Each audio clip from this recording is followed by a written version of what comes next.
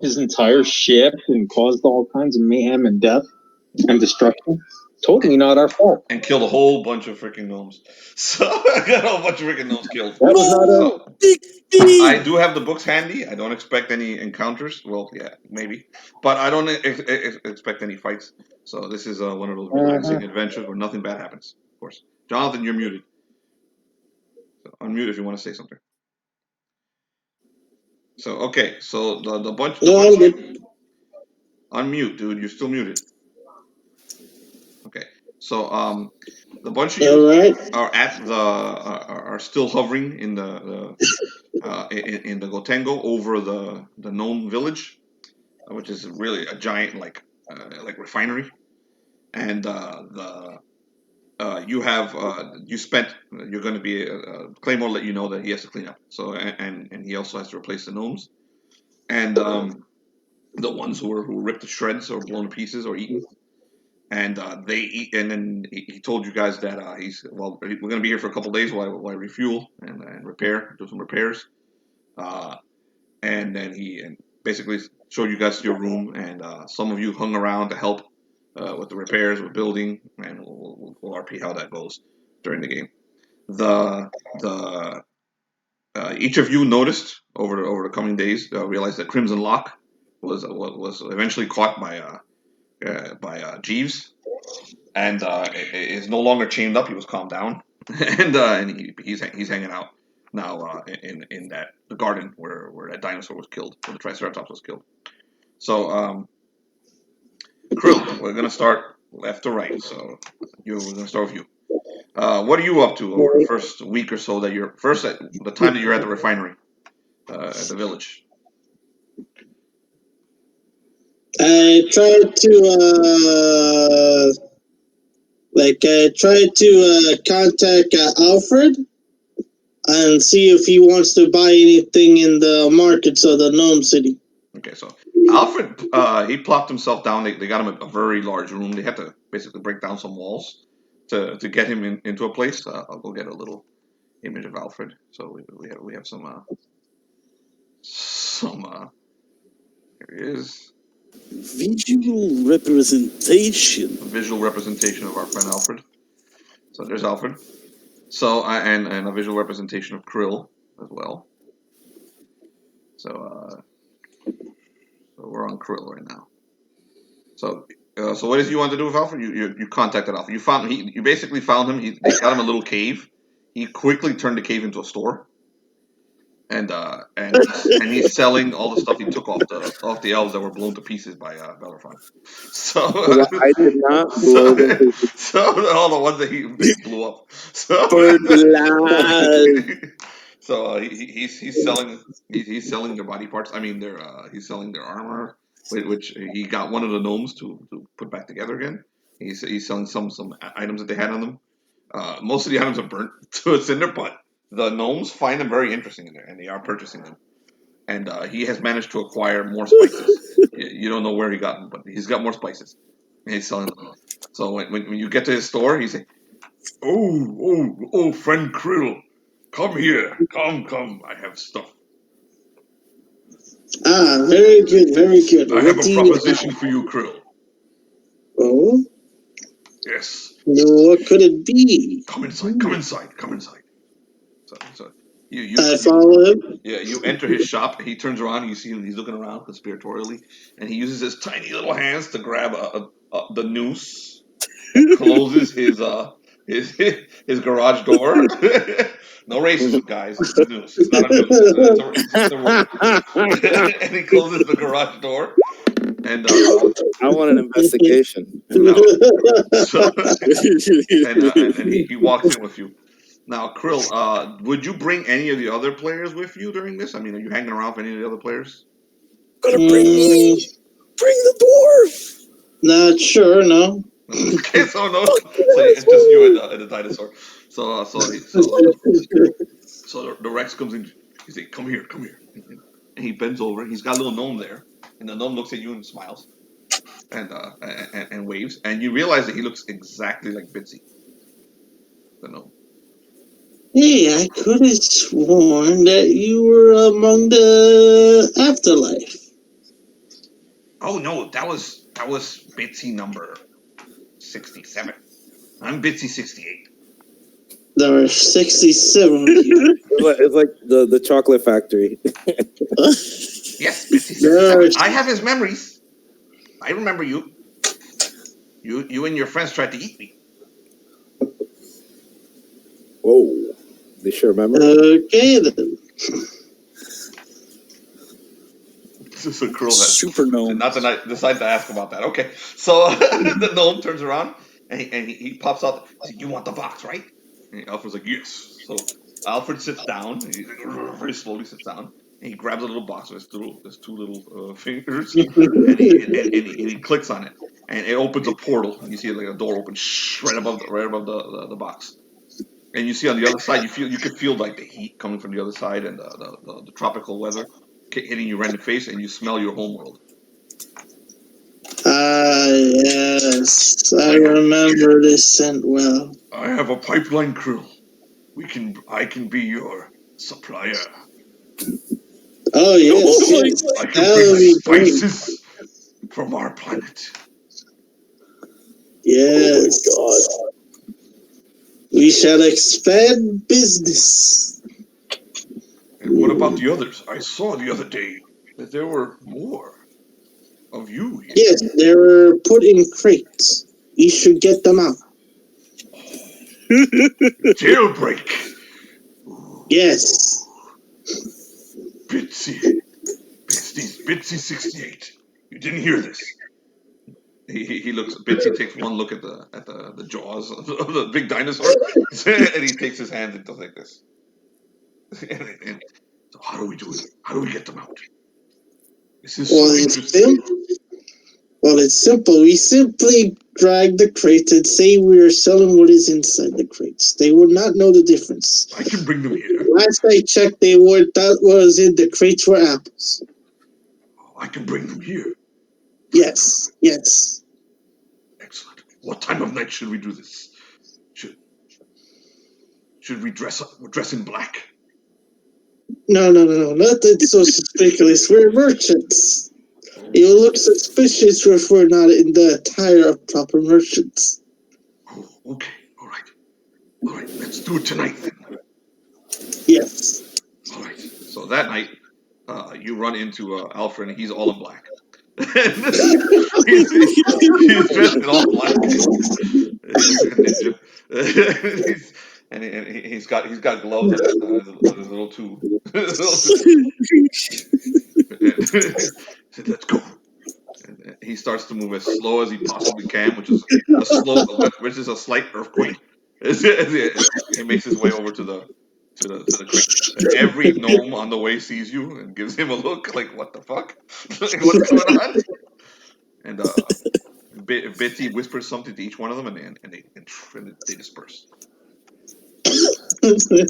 Oh my goodness. They won't say anything to anyone else. But as you continue to go, like you notice that every single gnome knows what's going on, and they all smile and they nod their heads. So you arrive at the crates, and the velociraptors are fucking livid. They're like, they turn to you, Krill. They're like, you left us here. And we are here to bring you back. Oh, We have a way of an exit. okay. But stay calm and stay silent. Okay. They look around and they get silent. They actually know how to do it, so they basically each one of them goes to the back of their respective crates and they get silent. So the Rex turns to you. He's like, "I didn't bring anything to carry to me. How are we doing this silently?"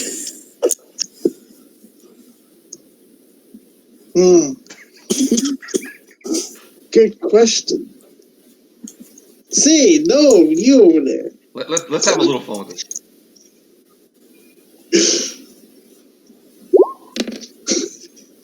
Bellerfon walks by. This is happening. He went for his evening walk. You walk in and you see Krill and Titus and Alfred looking really guilty. They're trying really hard. They start whistling. Alfred starts whistling when he sees you. Ooh. I can't whistle, so I can't whistle it. He starts whistling and tries to walk away. Krill, Alfred. Yes. The worst one. Roll a 1d6 and Bellerophon. What are you guys doing? Taking apples. Apples? Yes. Apples. What kind of apples? We're using apples for the makeshift store. Alfred is selling the parts of the elves that were burned. I forgot who by whom. You're selling elf parts? No, the equipment of the elves that they had. Oh. So you're selling dead warriors' armor? Yes. Would you like some? I gave them to you. I'm quite fine. Alfred is like, I remember you, Paladin. I remember fighting you. You were a great warrior. Thank you, Alfred. I have something for you. For me? Yeah, he reaches into his bag. He's like, I don't know how to do this, Krill. Yes. He whispers to Krill something. He thinks he's whispering, okay? But it's a T-Rex, so. Yeah. So he's like, do you bribe here? How do we do bribes to the police here? No. That's not how you bribe. Wait, let me try. He pulls a bag of holding out of his little bag. A brand spanking new bag of holding. He's like, I heard you lost one of these. He drops on the floor. I did. Oh. But why are you giving me this? Oh, as a courtesy lure to look at elven equipment that we've acquired, although they are dead. Now we will be taking the apples, if you don't mind. Which apples? You mean Apples. the ones that belong to everyone? Oh, you should just one of the velociraptors screams something, which you don't understand, Bellerophon. But we are not apples. We are hungry. It's a Krill. Not apples. Yes, apples. No, you don't understand that. Oh, okay. That was under. Oh, but you should just ask Claymore. Hold on. No. We already discussed it with Kling. We just need to pick it up to the store. Problem is, Alfred has forgotten how to get equipment, how to pick up the crates. Oh, that's quite. I'll help you. That's easy. Very much so. Thank you. A whole bunch of gnomes walk into the room. That's why I go to the wall and I pull up the phone. The Rex destroys the phone. He reaches over and bites the line. He's like, ooh, and he starts whistling. I was gonna sorry, call that just happens. I'm sorry. 20 20 gnomes come in. You guys I was gonna call them gnomes.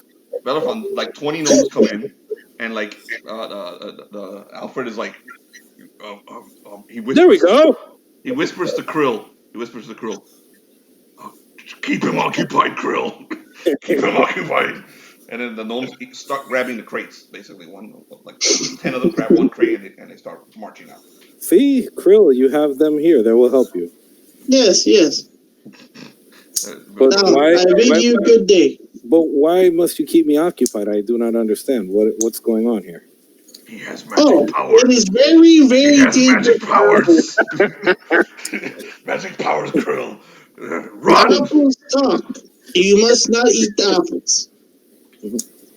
The Rex grabs the last two crates. One of his. Should I roll like an intelligence check? No, you know exactly what's going on. You need to roll intelligence check. They're freeing the velociraptors. Won't those things go crazy and kill everything on board? No. Not at all. Have I been killing everything on site crazily? No, but you're different. And you did get a little angry that one time when I tried to save you and bring you and put you in You mean put me in a bag? Yes. One of the velociraptors. I do remember. One of the velociraptors says to Krill, "Free us so we can kill this this pretty monkey. In his language, you don't understand, but this painted monkey. I'm like, Krill, let's just No. and you okay. Trust me when I say this.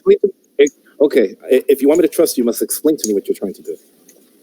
Because obviously, simply put, we're taking them home. Home where? Home to a shop.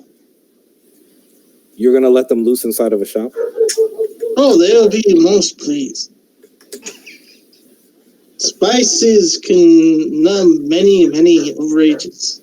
Yes, but these things killed many crew members. I don't crate is picked up by and wolves they and walk out of the room. So Where- four more dinosaurs, 4 more velociraptor crates. Are they taking them to your? Are they taking them to your office? Yes, to the shop. To my shop. Well, let me see the shop. Let's inspect, make sure that the shop is safe. Would you like to see the items? There are finally token elven items for sale. Sure, I'll look at them. Very well, follow me. Alfred whispers to Krill again. He's like, I'll stay here and continue supervising this. Make sure you double charge him. That man must pay double. And he continues again. He just whispers. Oh my god! So where are all these velociraptors going? As you follow the gnomes, they're actually delivering them to the shop. They're taking them to the shop and they're dropping the crates at the shop. That's the shop that I described a minute ago. Mm-hmm. It's actually full of merchandise. A bunch of weird shit from another world.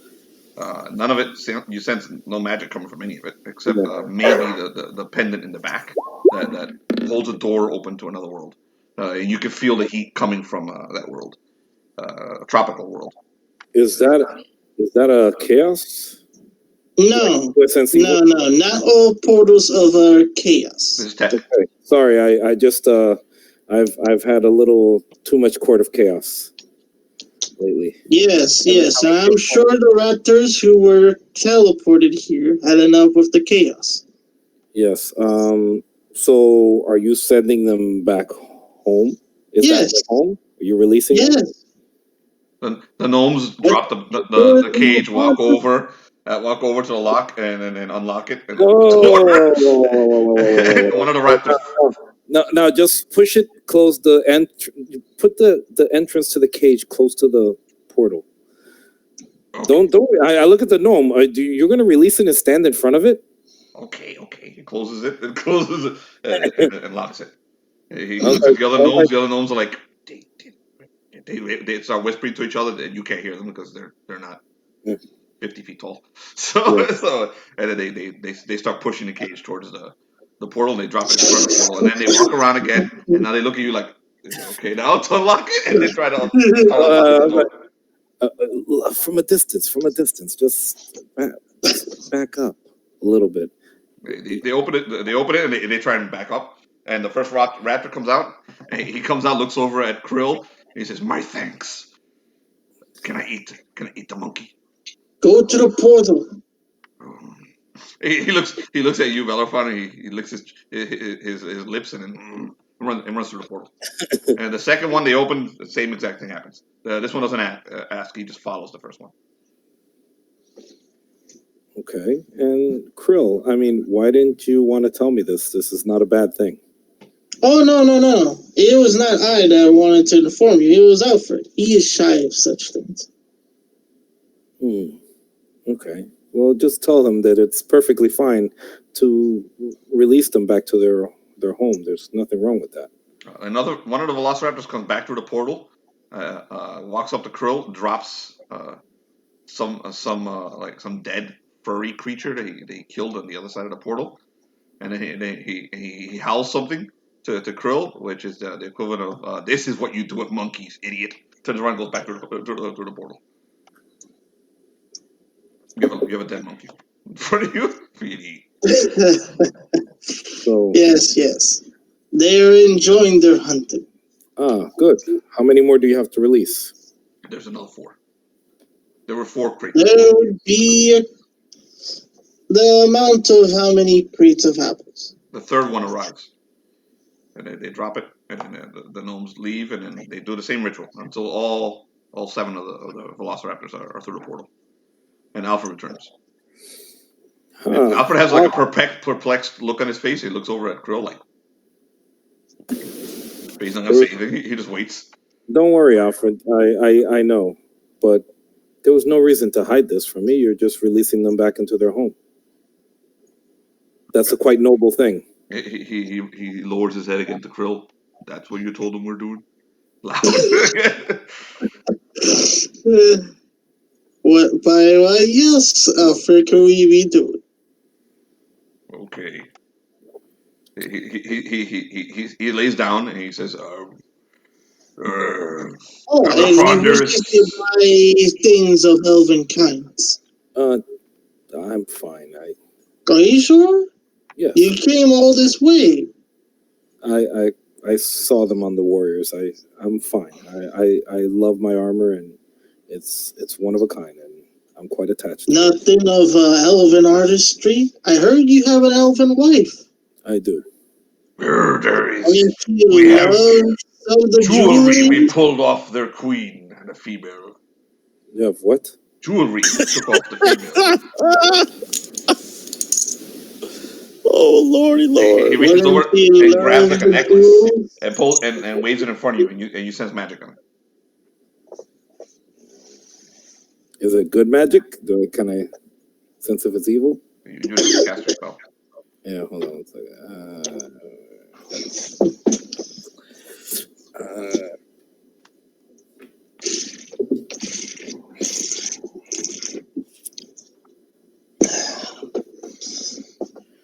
Here we go.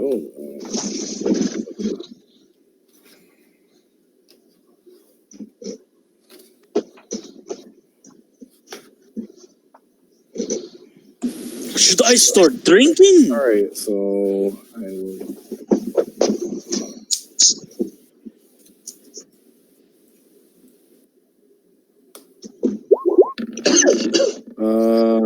Yeah. So 25. So I rolled. What page is the spell? 259.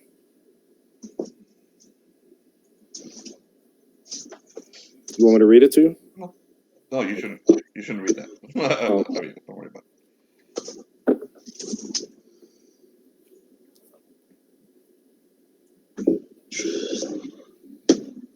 It's not evil. Mm-hmm. You sense its power. It's enchanted with an elven spell. Okay. The spell is Forest Walk, which is on page 345. Okay. Forest block? Forest Walk. Oh, Forest Walk. Oh, okay. Oh, wow. He holds it up above you. How much do you want? Selling this. How much do you want for it? 200 gold. Okay. That seems like a fair deal. Here you go. He's looking at Krill like, and he takes the 200. Thank you. He hands you the spell. He keeps looking at Krill. Did I just get I just get robbed, Krill? But he didn't say it. He was looking at him confused. Thank you. That was easy. Yes, it was. He pockets it. Gives 1/4 of it to Krill. So you get 50 gold pieces, Krill. All right. Thank you. You're welcome. I hope you like your bag. I do. We hope you continue your purchase another day here. I will. I'll spread the word. Bye. And good work with those velociraptors. Yes.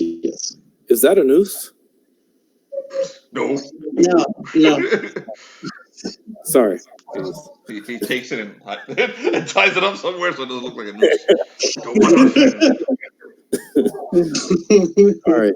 I'm going to go see Claymore. I need to speak to him. Okay, so Bellerophon leaves. And Krill, what else are you up to during this time? I look back at Alfred and ask him, is anyone else watching? He walks over, grabs a noose, and shuts the garage door. All right. Watching now. Tell them to come back here. I wish to speak to them. He sticks his head through the portal and does like a roar. and then comes back. And before long, all 7 of them return. They look furious to be summoned back. They all come in and they're all looking around their leader, a nasty looking one with a shattered one of his one of those 2 claws, the big claws that they have on their feet. He's got a crack on it. And he's got like these big feathers coming out of his head, and he's just nasty looking. He looks over at you. What do you want? Yes, my apologies for calling you apples. We don't take insults. We don't really care for them. We don't really notice them. What do you want, Krill? I wish for you to explain to me first exactly what happened in your point of view. Point of view? Just to be specific, how Shaman do you step forward. One of them steps forward. This one is carrying a staff. And he looks over at you. He's like, Krill. Friend Krill. And he bangs the staff into the ground. I worship gods of chaos. That'll explain a lot. Summoned us to party. Party was fun. Yes, but it was fun. Only one of us died. That's good party. Good party. Mm-hmm. Yes. That's it. We had party. Then you put us in those cages. Now we back to forest. So that's what happened. Yes. We thank chaos. He slams the thing. He slams the staff down a couple times. Very well then. If you have any need of anything, specifically spices, if you need. Oh, my God told me you befriended chaos. You gave spice bag to chaos. Yes. Excellent. Excellent, Krill. Excellent.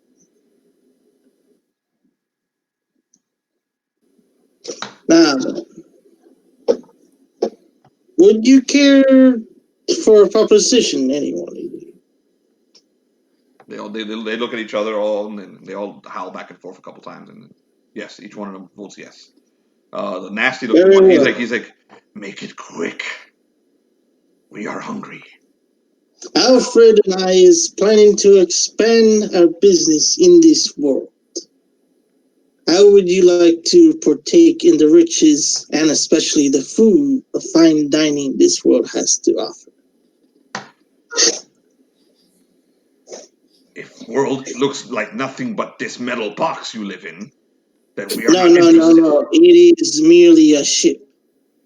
Oh. It is their weird version of a ship. Oh, okay. Okay, so we're going to leave you guys there as you make your proposition, because I have a feeling someone is very interested in jumping into this proposition. And we're going to move from left to right. Oh, yeah. Ryan Drake, what are you up to during this time?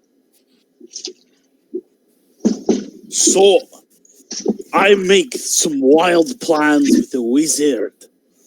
Okay, so you're bringing... Me and him, we've talked about these plans. You're bringing Felnox into this? Oh, no, I spend at least one night making wild plans with the wizard. Okay, let's RP it. Where is Felnox? John?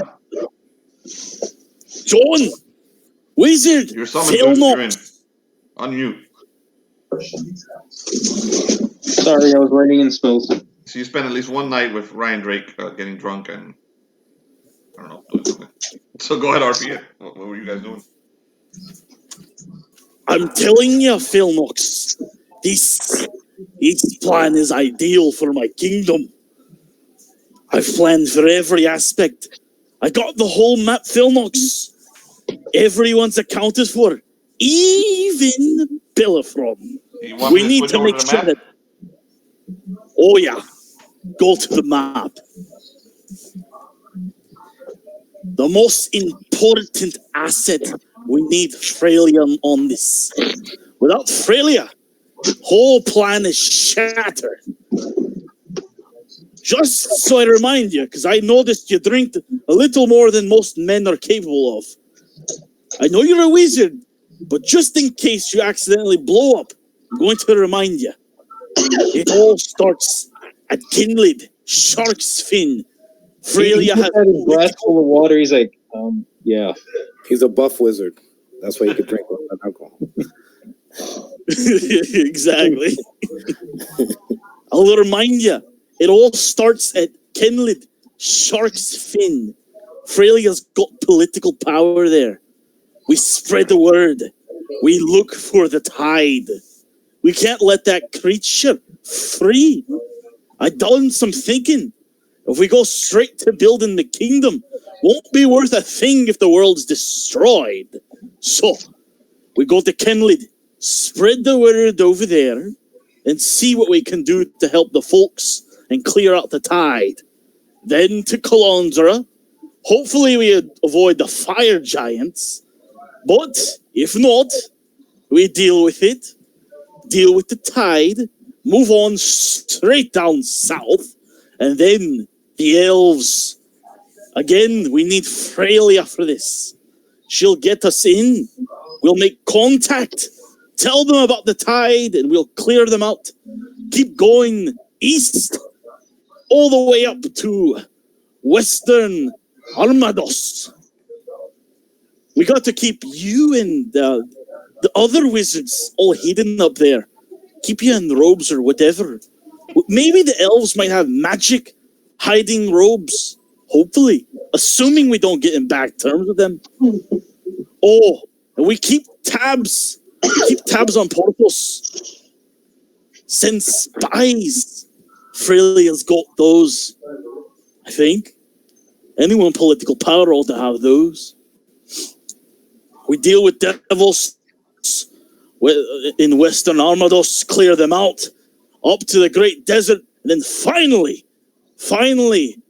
we go to Greater Umberland. Then we can make business, make a plot for my kingdom.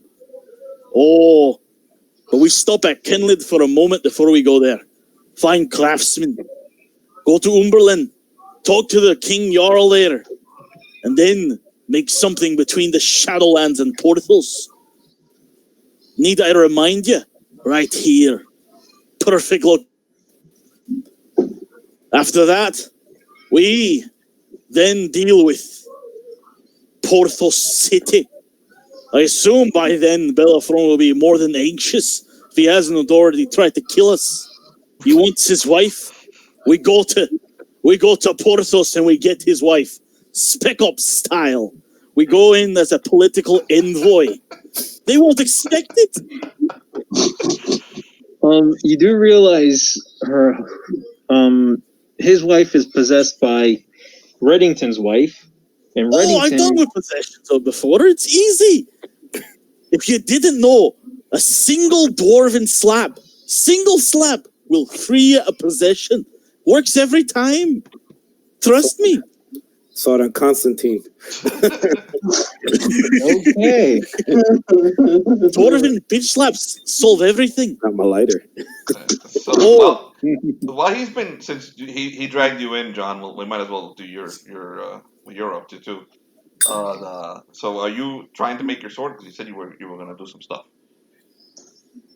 Or do you want to finish this conversation before you try your stuff? Because you do have your turn. Oh, yeah, let's just finish the Okay, go ahead. conversation. Finish the Ryan Gray conversation. There's a few key points on the map we can check out. Arcanon Rex is gone, so we can go to Mount Tacos. And after that, somewhere in the Hobgoblin Forest, abandoned mage tower. Great loot over there. Avoid Bane's Keep filled with psychopaths. Bear in mind, right now, Ryan Drake is looking over a map covered in chicken scratch.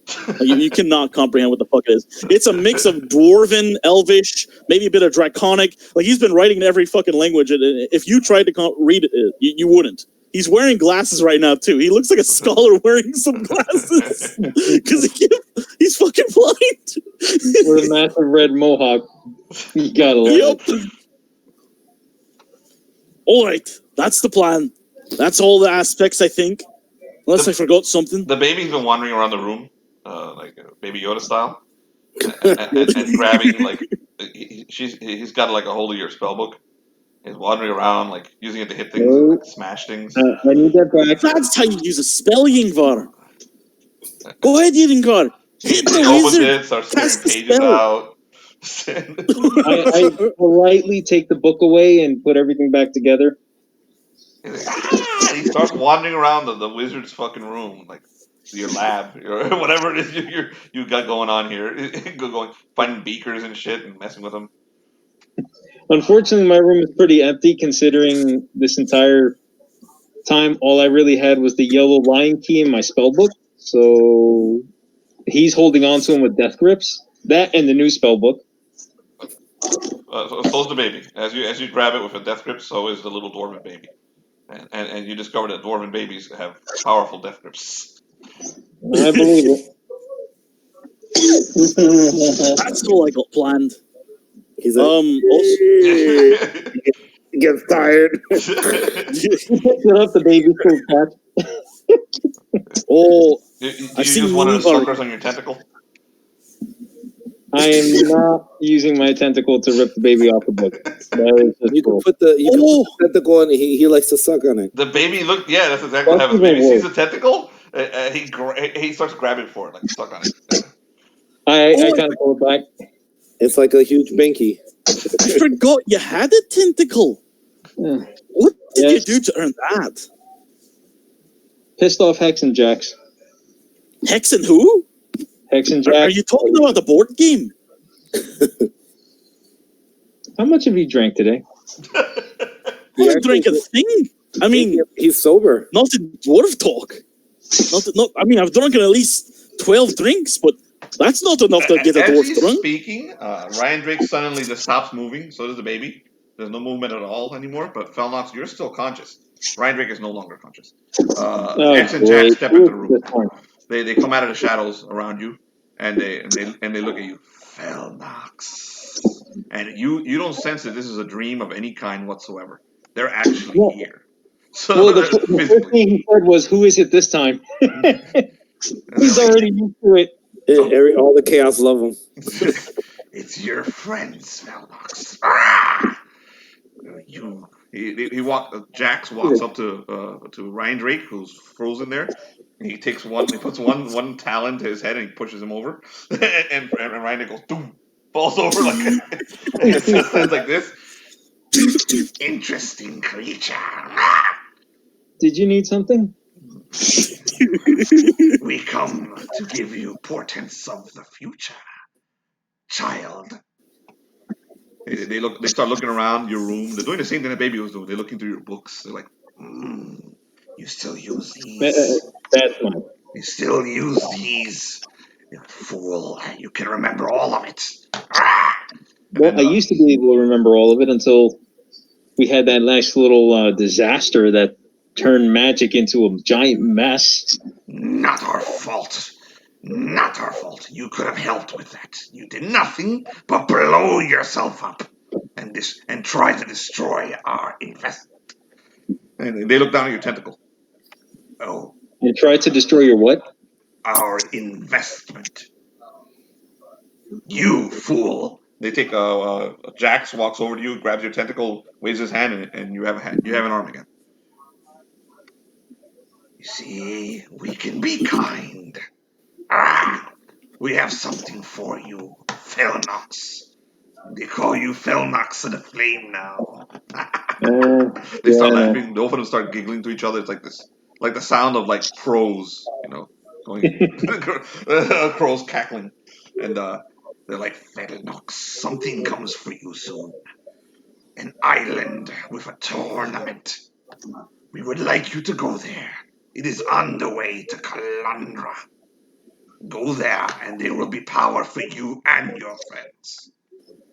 What kind of tournament? And I wasn't too thrilled with the whole Calandra idea, considering that's got that crazy cleric, mage, whatever he is.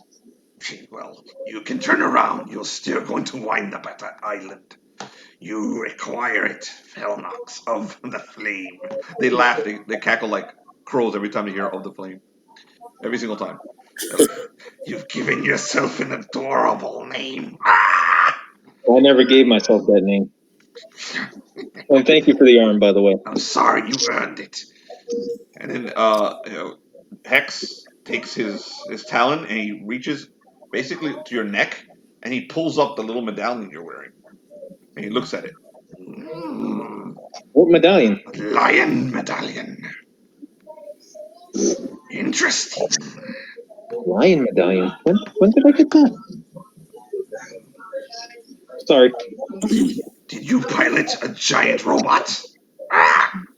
Oh, he grabs it nicely. He's like, yes, I did. He puts it away again. Good. And they turn around and they grab Ryan Drake and they right him, but like they make sure he's a little off, so he falls when he wakes up, and they disappear. So Ryan Drake falls and wakes up and falls on his ass. You did not see any of this, Ryan Drake. Yingvar pushed me again. That tough little Yingvar is bastard. not in the room. What? Yingvar's not in the room. You don't see him. He's Polnock starts ripping up the whole room. He's ignoring Ryan Drake. He's ripping up the whole room. That bastard doing hide and seek again. One of the griffins reappears, this time holding Yingvar, and throws him on the floor in front of you. He tried to tag along. He disappears again. I jump to grab Yingvar. No, Yingvar lands on his feet. He lands on his feet just easily. Thank you, friendly bird. You got bird friends. And I didn't know that. Hex disappears again. He starts putting his hands on his temple as he's massaging his temple, trying to relax. You notice he has two hands again. They remove your corruptions. They removed it, John. Yep. Oh, look at that. You got your hand. Yeah. Well, I did not drink that much, so you got your hand back? Or was it a parlor chick? No, Hex and Jax decided to give me my hand back. Was that one of the birdies? Yes, that was one of them. Oh, birds as friends. That's a good omen. Ingvar is holding a feather, a black feather. Keep that little Yingvar. That's yours now. He's waving it around. As it waves, you can see like shadows, like darkness following the feather. I don't think that's exactly good for him to keep. Oh, it looks like it's a magical crow feather. That's good luck. No, it's not good luck. All right, that's a feather off Hex and Jax. That's good luck. Birds are good. You do realize Hex and Jax want to wipe out the entire universe to make it their own, right? Oh, I really doubt that. Why would a bird want to destroy the universe? Birds love everything. I mean, maybe not eagles, or was it those birds that eat dead things? Vultures! They're vultures! Yeah! Those. Don't give that to Yingvar. He is a being of law. They are beings of chaos. It's not going to mix very well. Yingvar is a being of law. It makes no difference. Law, chaos. Everyone puts too much weight into that. Ingvar walks up to Felnox and starts hitting him with the feather. Nothing happens to him. He just looks at him. Oh, Yingvar, you're a great warrior. I also want to do something with the lion too, by the way. Okay. So that'll be it for Ryan Drake for now. You may switch to the lion, and then we'll go back. Then we'll go to Felnox. Because like the lion, you know, Ryan Drake's is letting him have the feather. He's perfectly happy with it. So, go ahead. For the lion, he's gonna go up to he's gonna meet what's the guy, the captain? He's gonna go up to meet him. Captain Claymore. Yeah, Claymore. Yeah.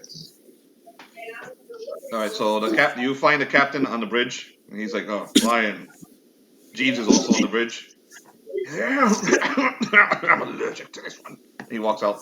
He pats you on the shoulder, and then looks at his hand. He walks out. Claymore remains on the. Apologies.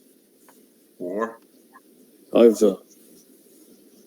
never met a being that was allergic to humans. Yes, he can barely stand me. Yes. Well, Claymore. Yes, sir. I did the best with the ship as I could.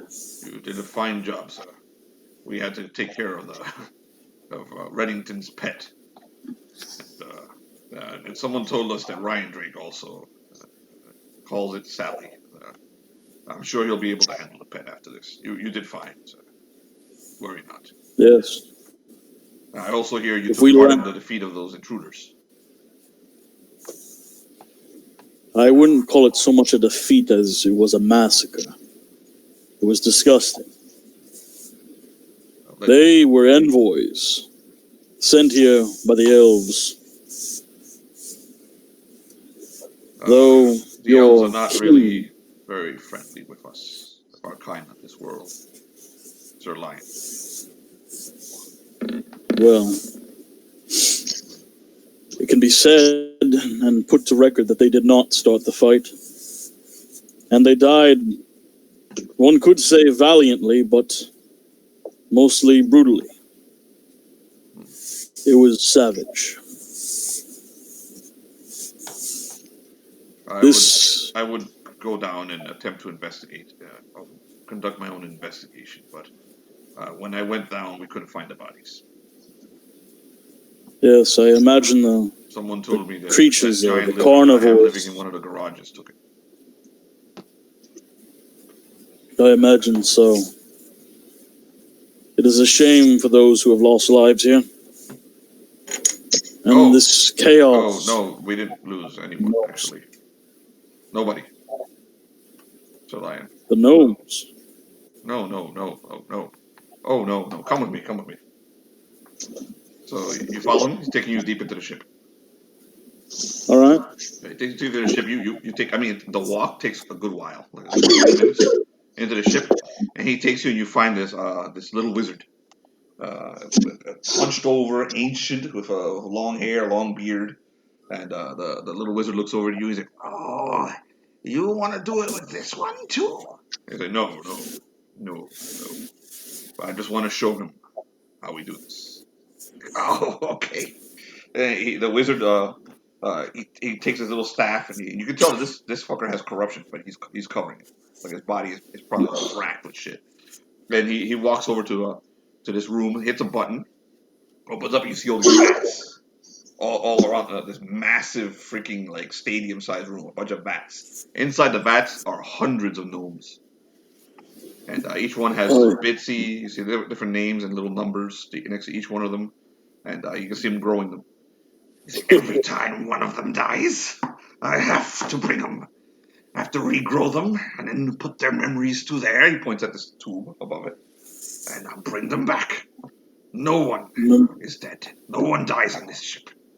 But the lion, he looks dumbfounded. He's just like, what? Like his jaw is to the floor. His eyes are wide open. Like, what the hell? Claymore's put like, memories. You probably don't understand this. It's magic. Don't worry about it. God. But Magic. my gnomes are regenerated. They're cloned in these vats. The lion rubs his eyes like several times to make sure he's not seeing anything. I've lost at least 2 crews. To make sure he's actually seeing this. I've lost at least 2 crews before this. One to the dragon Nagaina, and one to the dragon Tenumbra.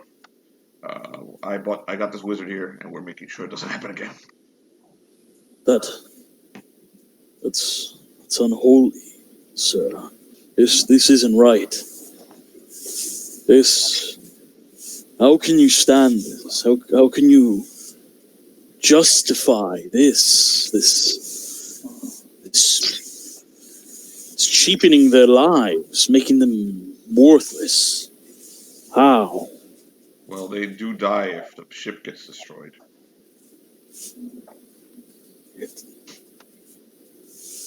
I mean, I do not. That's what you want, have the ship destroyed, Lion.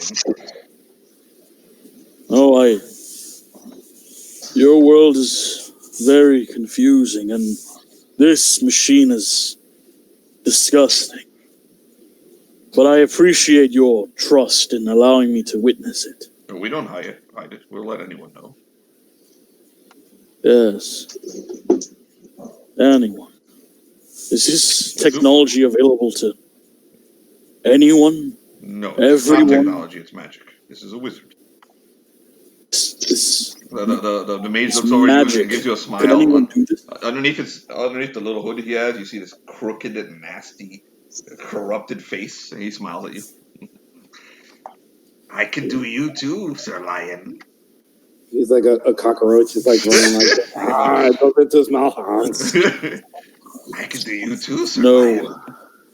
You're not looking too healthy. So He pokes you in one of your arms.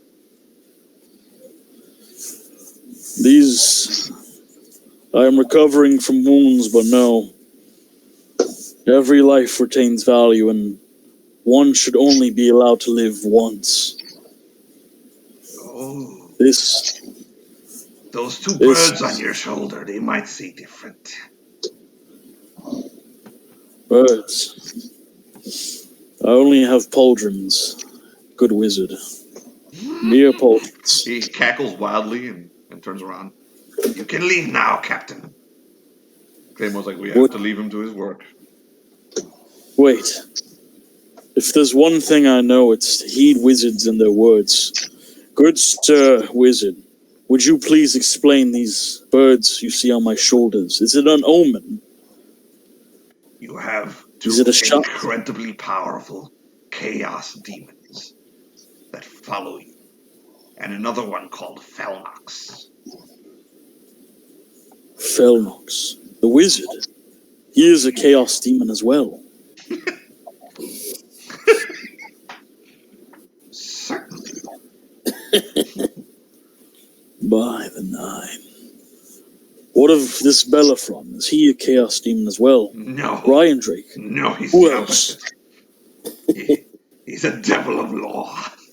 Keep him away from here.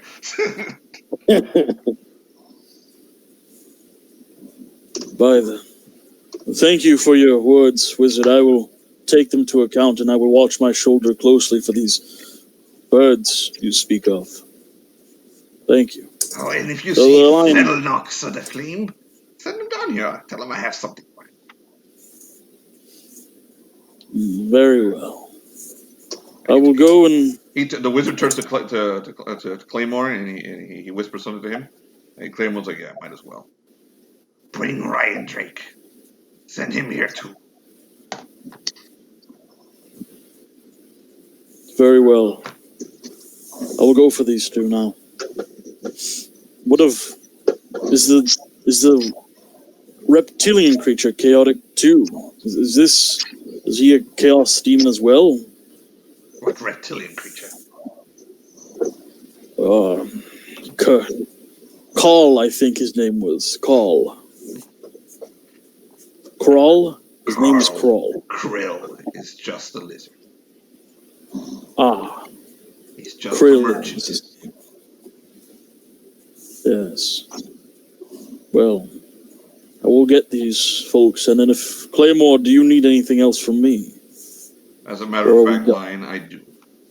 At the end of your day, come upstairs. I want to show you something. Very well. We will speak again later. Good sir. So we're done with you for now. We're going to jump over to John Felnox. Hey, Brian. We don't see you, man. John, what are you up to during this time?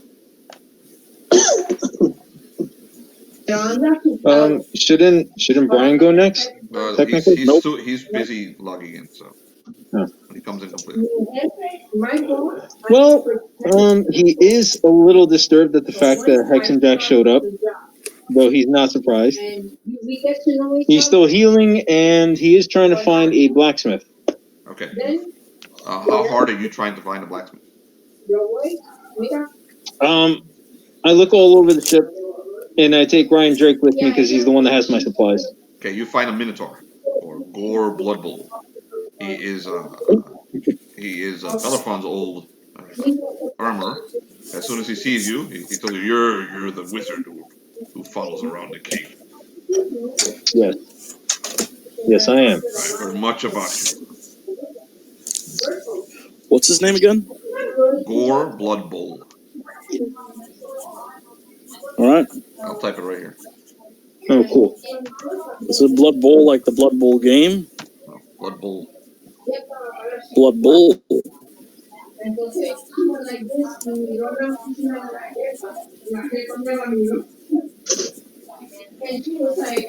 My wizard got business with you, Blood Bowl. Fine business, I must say. Okay, so Felnas, what are you doing with him? Yep. I asked him, is it possible for you to help me with creating something? Sure. I would like to create a sword and imbue it with magic. Excellent. Sounds like fun. It's going to take me a couple days to prepare the weapon. What kind of sword is it you want? She's like, I want it over here in this office. She's like, I know a good worker when I see one. And she's like, and I want her. Would a Dwarvish, elvish, the length. There's many aspects to a sword, Philnox. Ryan Drake follow him? I took him with me because he's got all my stuff. You brought the dwarf? Yeah. Oh, Okay, he's there. I'm carrying everything. The big backpack. Would a bastard sword hinder me a lot? It's not a big sword. Well, you could use that one. You could use one-handed and two-handed. Yeah, that's why I'm asking. Oh, it won't hinder you a lot. You're fine. You can carry a sword. All right. So yeah, bastard sword, basically. All right. Come back in a few days and we'll set it, and I'll have one ready for you for your spells. I don't really want to be here for your spell. I will hand it to you, and you can cast your spell over there. And he points nice and far away from his forge. Wait, That's for the kind of the design problem. style. John, we have a lot of ambient noise coming from here at your side, I think. Yeah. Work with somebody else for now. Can you close the door to your bedroom? Wait, John, Philnox. You can ask for what type of style. Elvish, dwarvish, maybe minotaurish, humanish, raptorish. John, if you want, you can go ahead and roll your spell. Cast your spell. Hold on for a second. I just got to check something before we continue with this. All right. Brian, why can't we see you? Reconnect. Brian, we can't see you, man. Can't see or hear you. Reconnect, brother. I see you typing, dude. So Espialti says happily drinking the free time away. So. Nice. All right, so we're going to jump over to Bellerophon then. Well, John gets things in order for his spell he wants to cast. Bellerophon, what have you been up to? I was trying to pray and meditate, trying to see if he could contact his wife for a while. Okay. Excellent. When you go, you're able to not contact your wife, but you do during one of your meditations. You do run into Bahamut.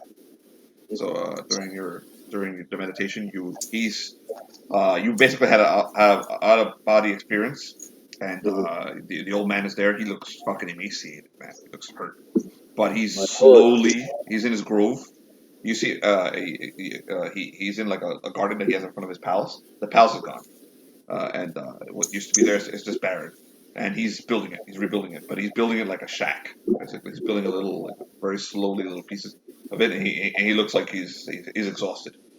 And he's got a few of the canaries flying around him, and they're landing on his shoulder. And when you get there, one of them lands on your shoulder.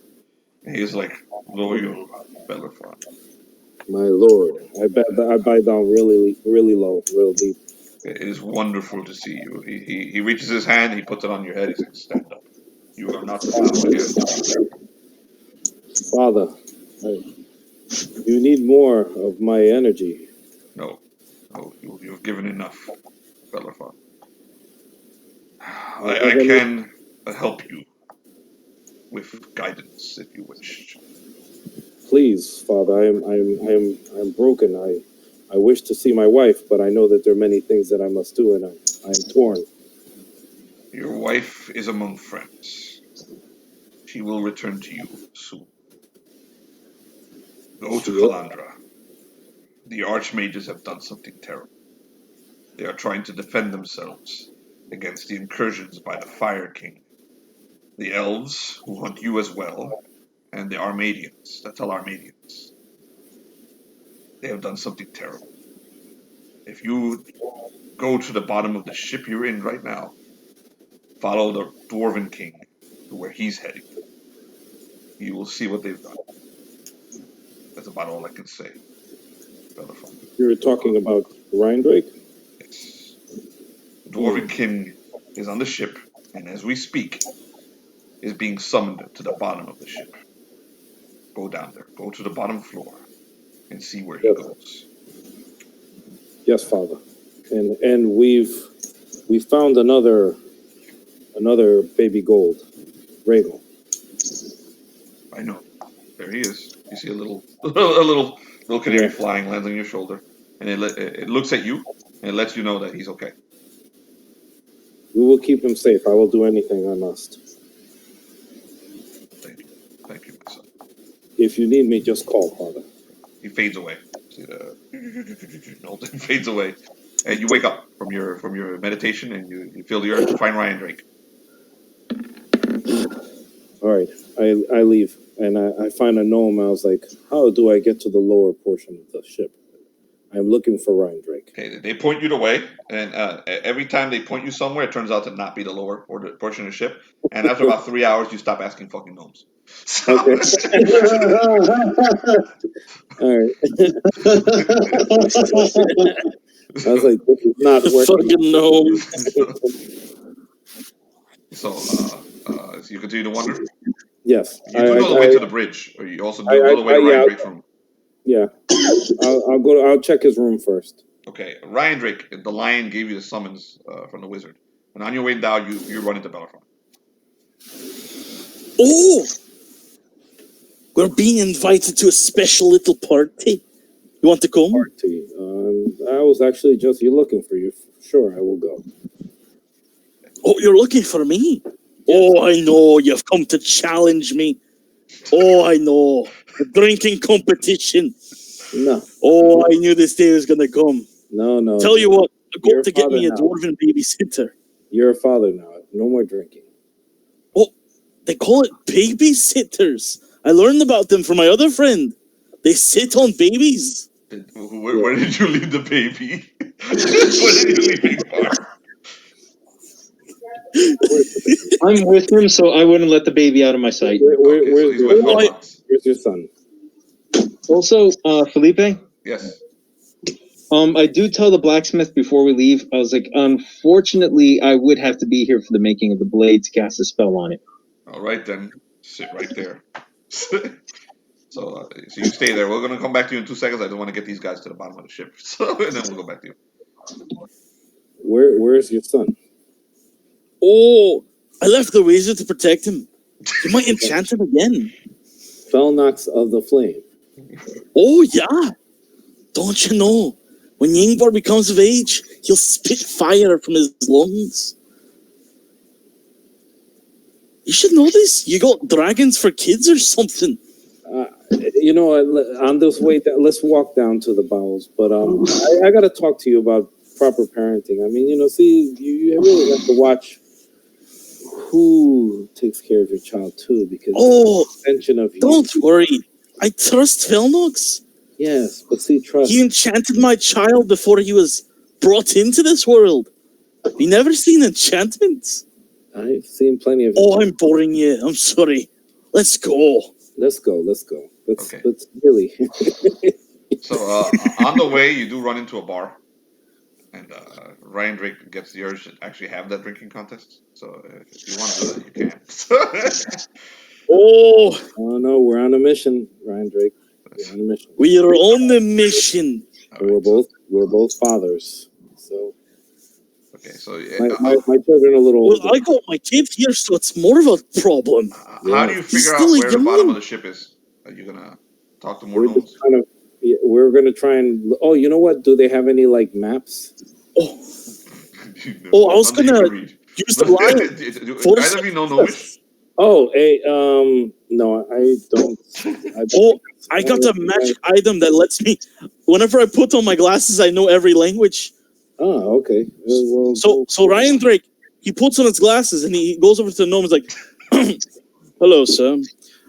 I'm sorry to trouble you.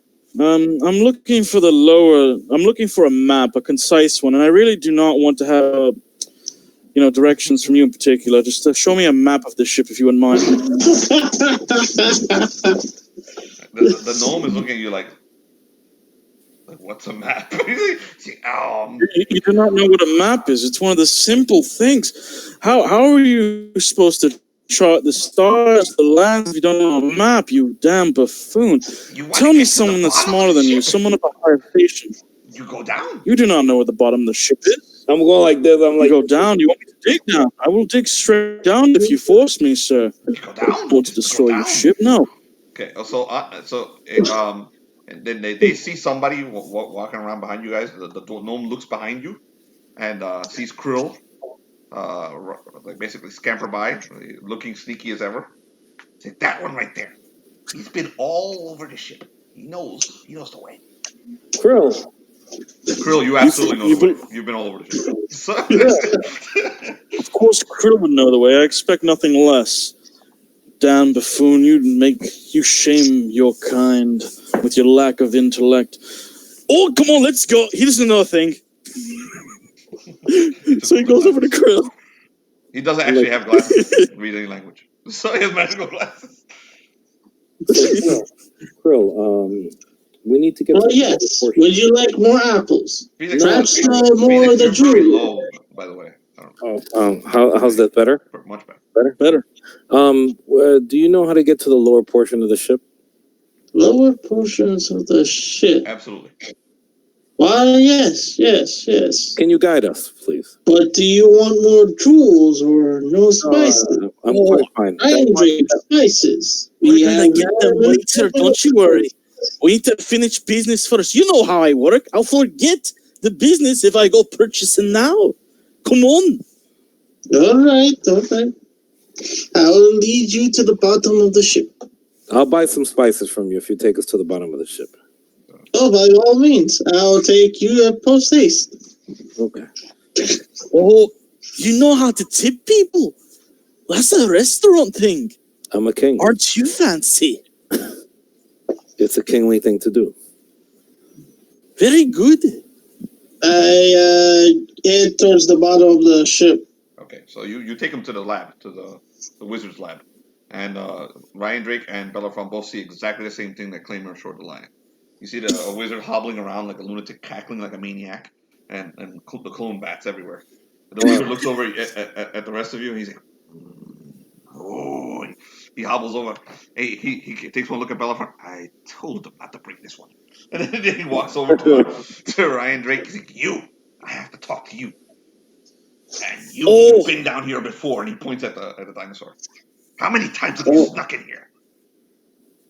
Oh, by what means? How have I stuck in here? What's going on in here? You can figure it out. You've seen cloning before, so you fall down and hide. You know what's happening. I know. I do my detective evil. It's not evil. It's straight magic. No. Okay. I'm like, If there's anything, it's neutral. So okay. You don't really like it, but you don't really like it much, but it isn't evil. So you found out how to make Conan's wizard.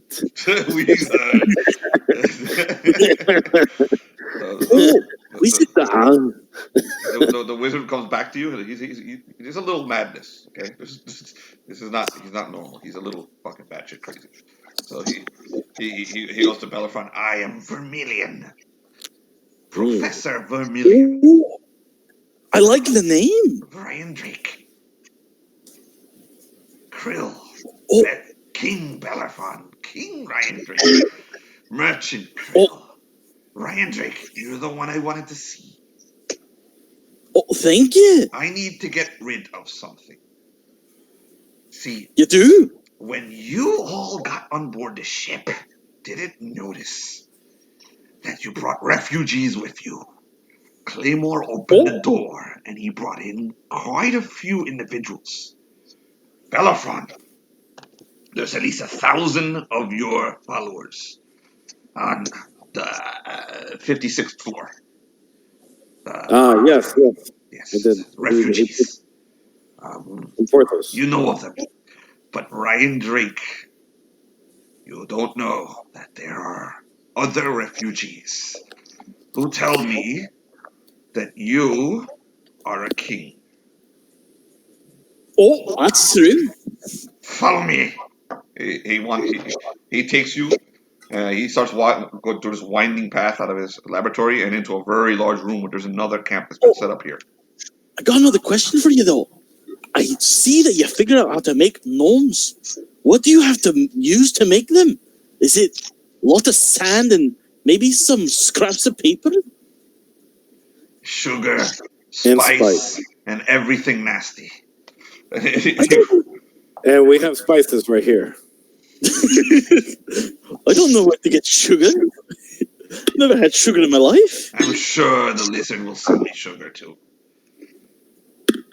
So he opens the door That's and convenient. you see hundreds and hundreds and hundreds and hundreds and hundreds of Duergar dwarves camped inside the ship. Also, the refugees from the dreadnought, and all of them stop. They all turn their fucking roomy, bloodshot eyes in your direction. They look weary. They look tired. They have no fight in them. Oh, it's my people, the dwarves. Oh, why are they here? Is this a racist thing? Putting all my people in the bottom? They didn't want to be. They didn't want to be with the other refugees, and the other refugees didn't want to be with them. I was just gonna. That makes sense. I was just gonna tell you that. That was just. Oh, oh! Don't you try to high ground me. You humans are always so sensitive about race. We're not. I married. But the only race you're sensible on is elves. No, wait. Are those all from the siege of Porthos? Yes. They were. Those are our nods his head. allies. These are the ones you fought. Well, that fought. Oh. Bellerfon, Reddington, and Ryan Drake, and Felnox. These are them. There was a lot of fighting happening. Oh, yeah. Yes, it was quite explosive. You were in a And for prison some cell. reason, I was put in a cell. So these are your people, Ryan Drake. These are the ones that threw Krill in the cell, by the way. Krill was caged by that door. Yeah. These are your people, Ryan Drake. This is your new kingdom. This is essentially what Vermilion's showing you. So, Ryan Drake, you have a lot of work to do. Absolutely. Got a whole lot of work to do. And I will unveil my super plan to you too. Don't worry, Bellerophon. I got a big plan. It involves waves. Wave after wave. A phone rings behind you guys. You guys don't know what that sound means, but suddenly you're supposed to pick that thing up. Oh, it's that thing that I run over to pick it up. I still remember, right? Because I tried to.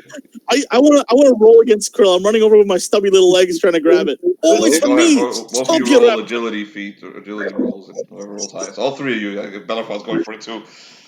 Roll agility. Go for it. Just roll 20 side dice, add your agility bonus to whoever gets highest. Oh, it's for me! Out of the way!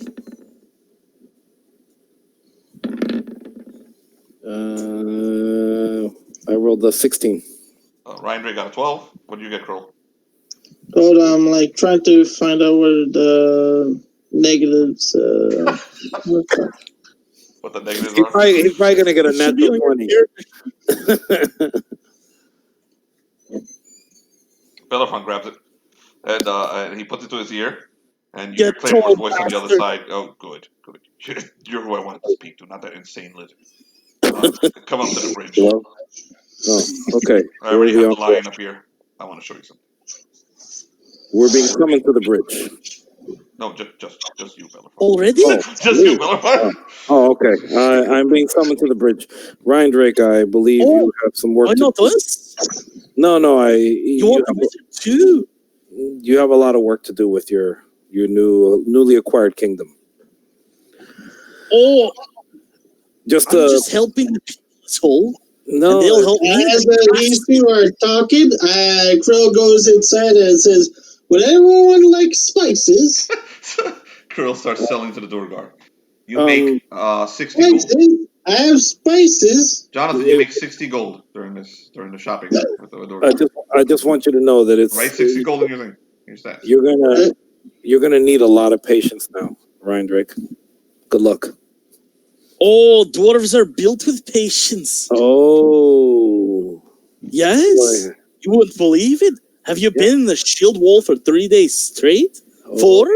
Oh, 5? Just go battle's upstairs. easy. He's gonna argue with you forever. Go I was like, upstairs. battle's easy. See, I'm walking away. This is politics. I'll catch you later. Politics. So I love politics. flies It's a away great fruit. as Ryder continues to argue. It's a great fruit. Politics So, tastes amazing. you get to the bridge, Bellerophon, and you find Claymore and the lion there. They both look pretty serious. They got these serious long faces.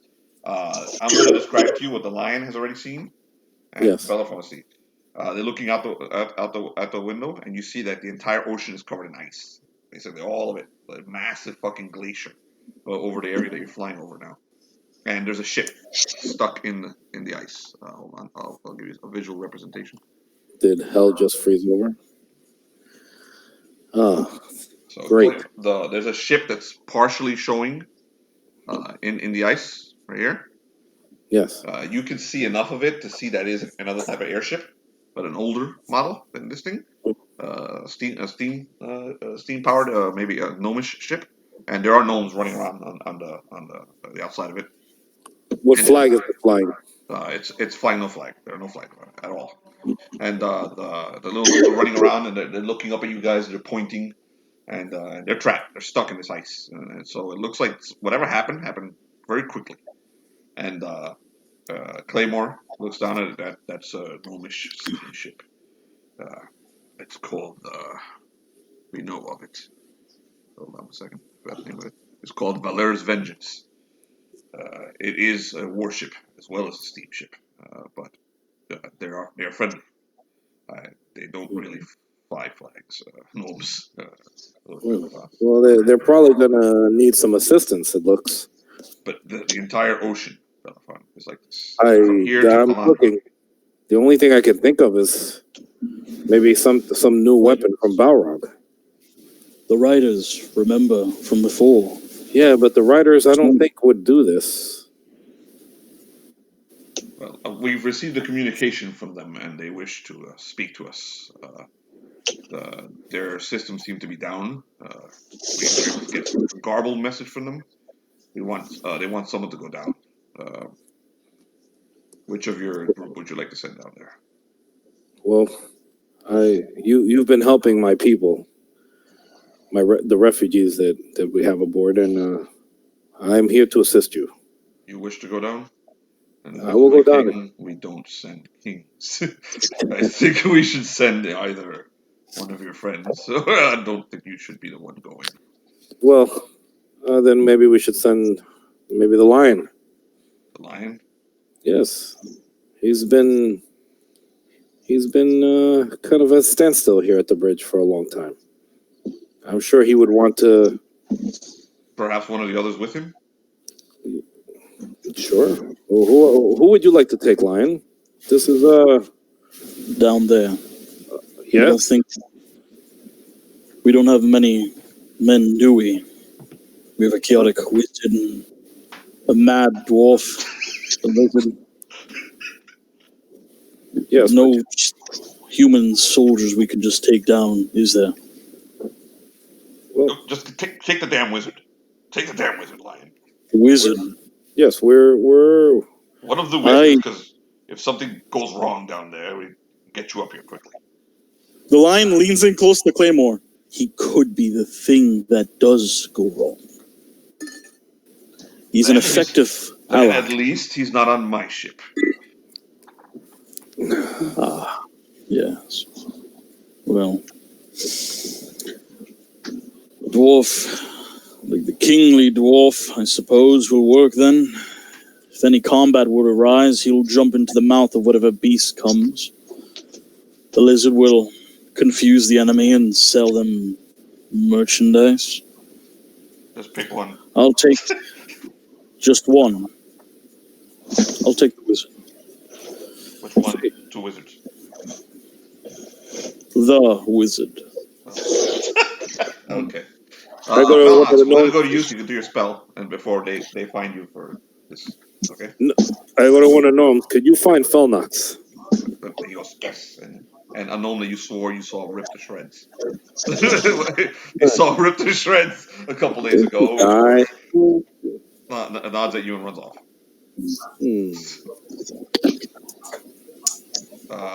Felnox, your spell casting. The sword.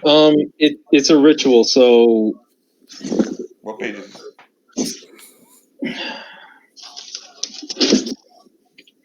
it is page 279. Do you summon Krill to help you with the ritual? It's not on page 7. Yeah. Restore vitality is on page 79. Wait, hold on, I wrote it kind of small. That's why I'm sorry, it's 229.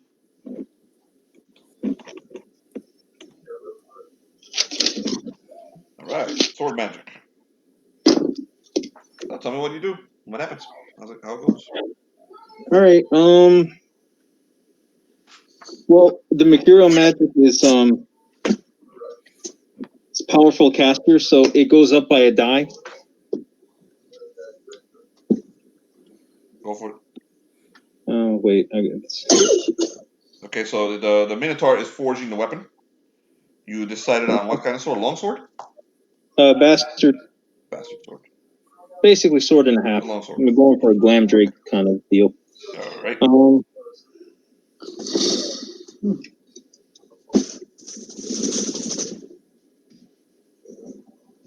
Okay, your caster level is 5, right? Yes. This is going to be a +1 weapon. If you miss. Okay. The step up from D20 is D24, right? Yes. All right, cool. Hope I did this right.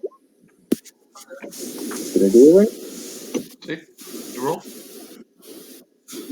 Nope, you didn't roll. Well, you got the / roll space 1d24. I'll show you again. I got it backwards. / roll 1d24. That's what you're gonna do.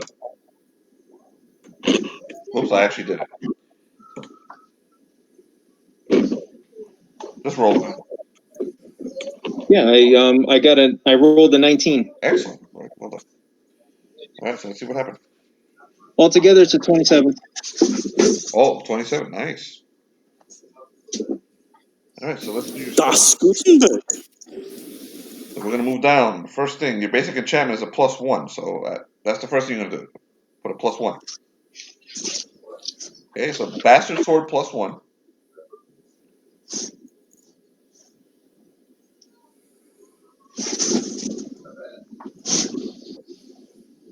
It is intelligent. Okay. It's got an alignment. Its alignment is going to be the same as yours. Your chaos, right? I see you smiling. What's your alignment, John? Your actual alignment. But the alignment, everyone keeps. I don't know.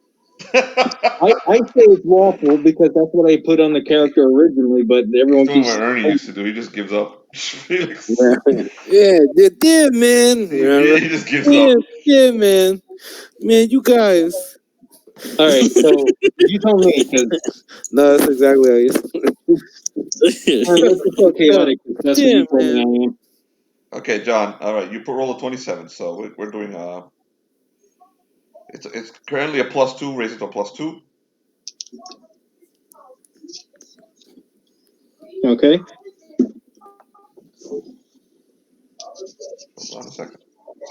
That's 229, right? Yes.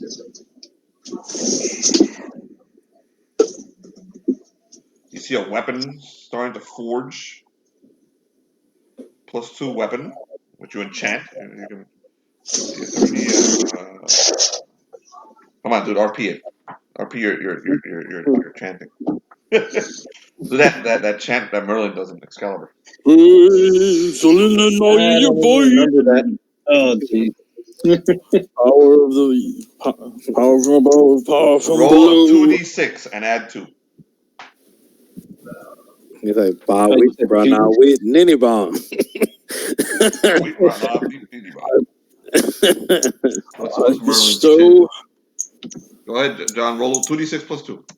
Alakazam.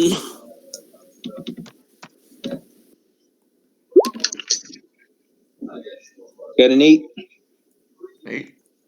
It has 8 intelligence. Jeez. So write that down. It has 8 intelligence. Was it? Now knocked off. Yeah, and I'll knock down. Knocked out. Who's done? There's something like that. Hold on. Say, oh no, knocked out. Powers of the universe, imbue this blade with your energy. Don't stay. Something like that. Gameplay, yeah. Uspat betut. Don't stay. Yeah. I was just making my fucking fuzzy brain trying to fucking work that one out. Okay, it communicates through empathy, John. I don't know what the hell you just rolled. That was 8. Okay. Write that down. Communicates through empathy. Roll 1d4.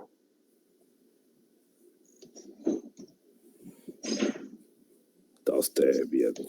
No. Praise the sun.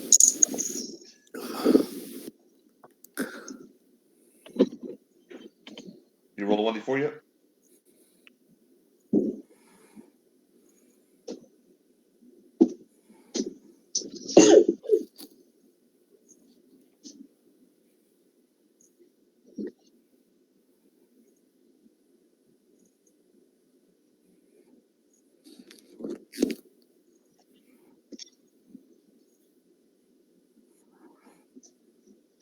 Did you roll?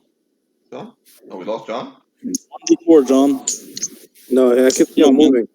He's just. Yeah, John. Roll a 1d4, dude. He's right there. Yeah.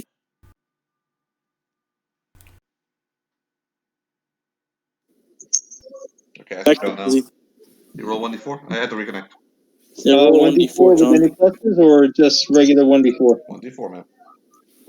Okay. Just a regular 1d4? Is that what it is, Uncle? Yep. Okay, you have 4 Banes. God damn. You got what? Banes. 4 Banes on this weapon. Like Bane of Lycanthropes. Go ahead, roll 1d100. 2 times. For the first Bane. Jesus, this weapon's turning out real savage. 99. And you're making this chaotic? It's probably gonna be a Bane like anti-law or some shit. Yeah. So the first thing is. I wanted it to be lawful, but The first thing is roll again twice. So roll again 2 times. The 1d100 2 times.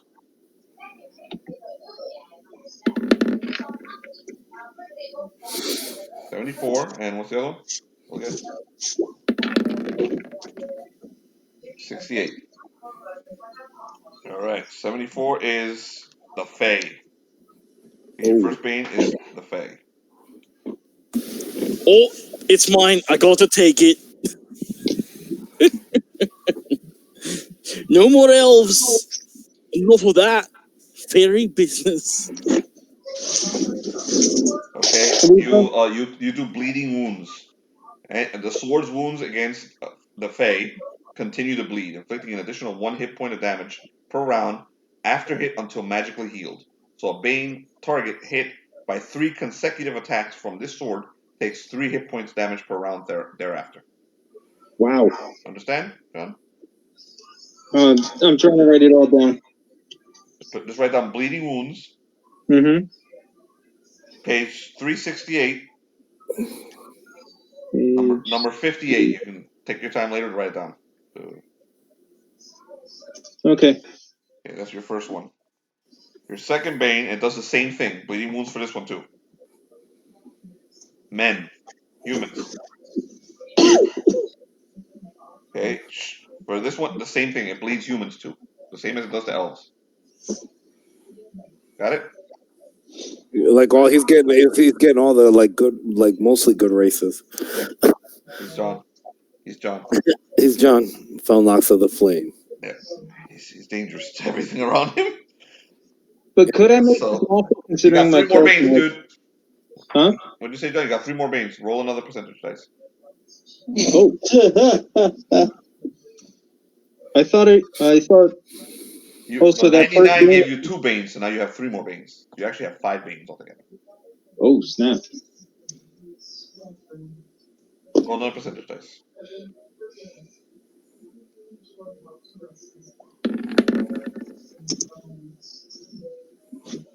Your next Bane is Sphinxes. I could use it. You guys know a Sphinx. Yeah. Roll another percentage dice real fast. Oh. This is what you do against a Sphinx. Oh my goodness!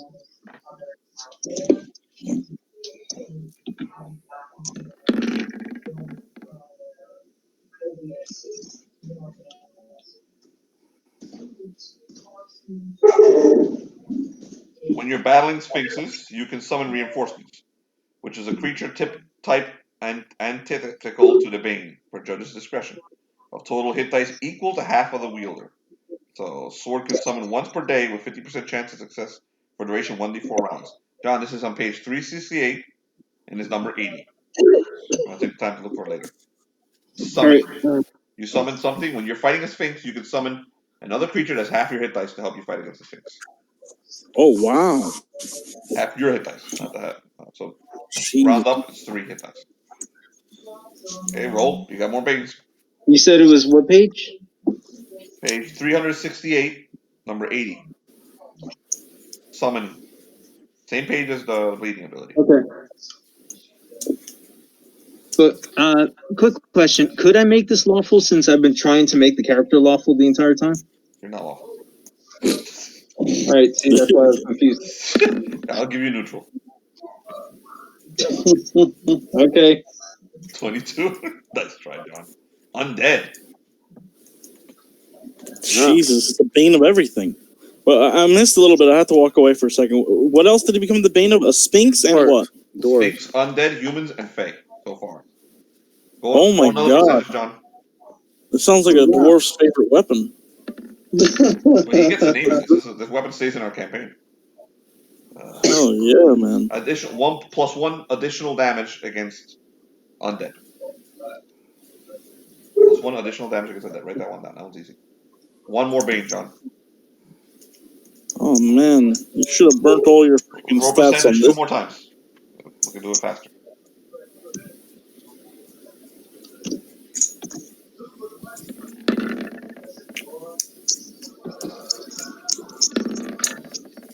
That's 18 and a 96. Okay, re-roll. Actually, you know what? Roll another one. Re-roll, John. 18 you already had. 97.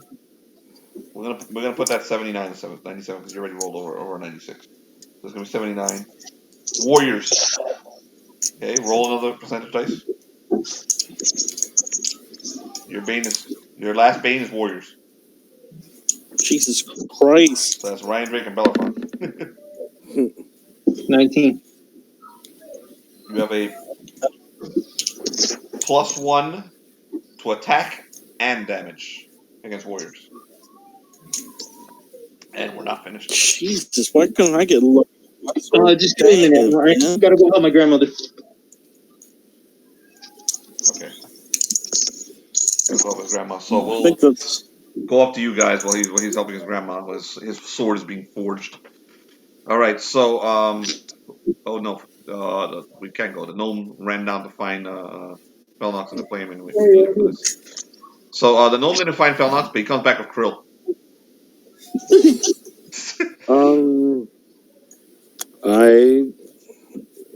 Krill's a wizard. Mine. yes. You you need Krill's the one I met. services. The lion said he wants to buy some spices from you. That is misinformation. I have tried to sell him spices before. He would Yes. not take of the spices. Here you go. Here's 20 gold. He wants 20 gold's worth of spices because he wants to bring it to these people down there. You guys have a good one. Oh, so you wish to be a sponsor for my adventures? Yeah, here you go. Here's 20 gold. You got 20 gold, John. Thank you. Felix, remove 20 gold from your inventory. Yes. So they're like, all right, we'll send you down. We'll lower you down to the ship. Are you ready, Lion? Are you ready, Yeah. Lizard? Most definitely to sell spices. Okay. When you're out of the room, you make another 15 gold because you sold spices to like half the gnomes in the room, and then you're lowered down to the ship that you land on, the airship. So you end up on Valor's Vengeance, and How are we lowered down, actually?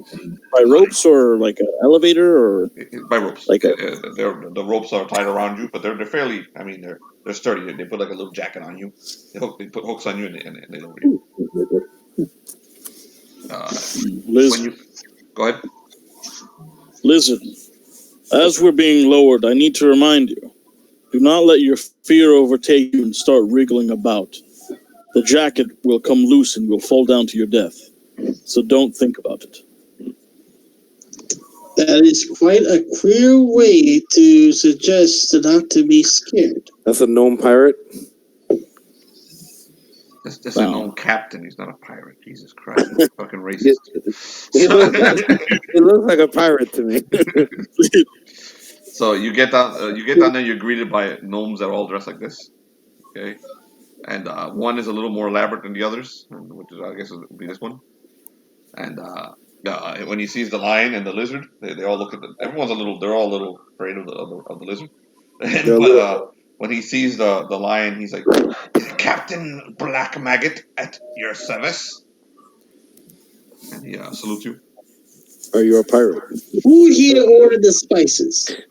The lion he salutes back at Captain Black Maggot. Hello.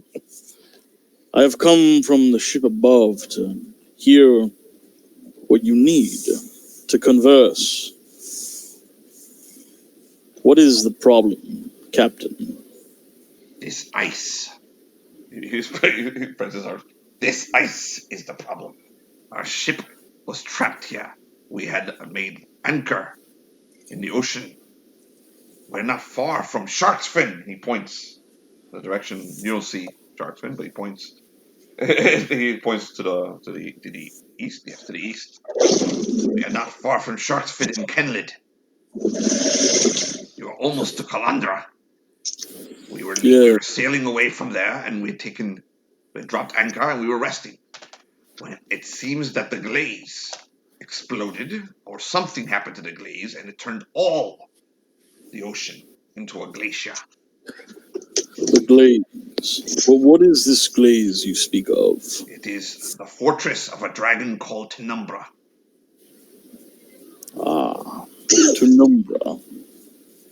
This fortress you believe was destroyed and thus all the ice. Well, something happened to it. I didn't see it happen, but something happened to it. Do you know its location and how far away it may be? It hovers over Kenlid itself. It has been there for years. Ah. Well. You notice that not only are there gnomes all over the ship, all dressed very much like this guy, but there are other races on the ship. And the other races have one thing in common. They're all various different races. You see bugbears, you see goblins, orcs, and lizardmen on the ship. They are not dressed like them. They are dressed in white, and they look quite subservient to the gnomes. They're wearing white robes.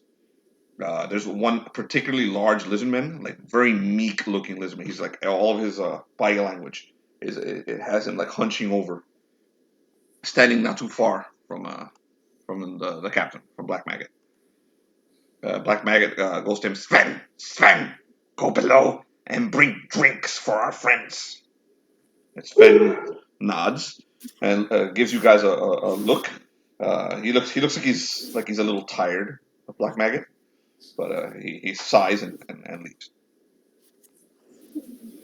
Ah, I assume these in white are your indentured servants. Yes, something like that. Yes. We all must make coin in some way. Yes, we picked them up in Kenlid. These were criminals, and they're coming with us. Ah, you They will use learn to criminals be for work good force. shipmates. That is valuable. That is very good. Making Tell them me, part of the how tribe. is this Kinlet exactly? Kenlid? How is it? Yes, I have never been there. It is a bustling city. It is large. It was ruled by the fair Duchess Freya. Though Freely. we haven't seen her in some time. Oh yes, she's in the ship. Is she? All right, his eyes wide. Indeed. He's like, oh, he starts looking around. The She other is. ones are all looking at him like, oh. Some of the We are other actually- races, one particularly large bugbear. He's like, oh, his eyes wide, and he looks like odd, and he looks up at the ship. We actually ourselves, I Foul up, continue working. Don't just stand there. And he points at the bugbear, and the bugbear, he grumbles something. He goes off. Well, we are making our way over to this Kenlid shark's fin, I believe. But we noticed your people here, and we heard transmissions, but they weren't clear. We can lead you there, but we need to get out of the ice. He points at your ship. He points at the Gotengo. You see that big drill on your ship? Yes. I believe Please have your captain use it to free our ship. Of course. Please. All right. We will negotiate with our captain, and we will see if this can be done. It's been By then, would you like spices? yes, we have a. This creature is a merchant, a very fine one at that. Okay, Sven returns, the lizard man, and he bends over, and he's got drinks. He's got two drinks, and he passes them over to you. So, the drinks you requested. Black Maggot takes them. Here, drinks for the two of you. Thank you. Thank you, good sir. The drinks are warm. They're like a warm tea. Okay. And thanks to your indentured servant as well. Sven grumbles a little bit and takes like 2 steps back. He looks really thoroughly fucking annoyed to be serving a gnome.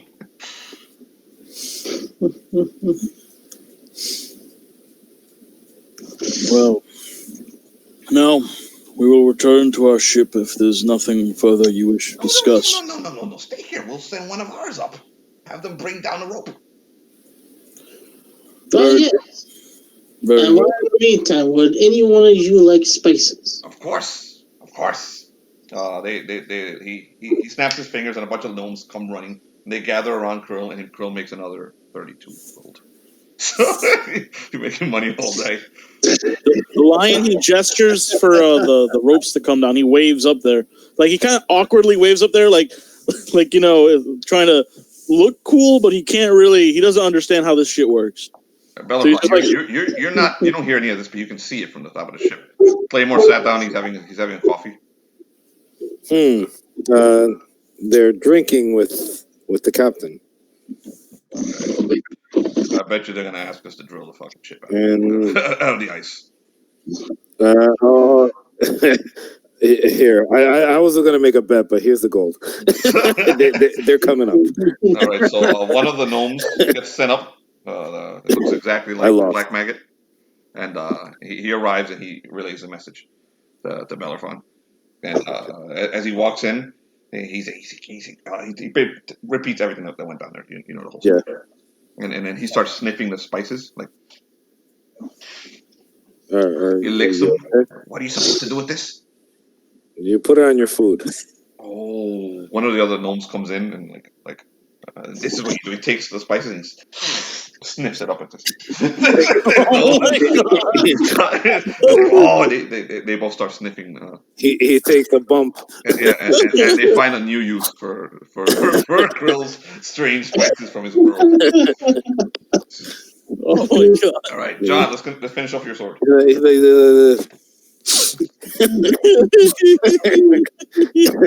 he's got like a long nail on his pinky, just one. Oh, jeez. John, let's finish off your sword. Okay. All right. So we gave you your Banes. So roll 1d4. Roll 1d4.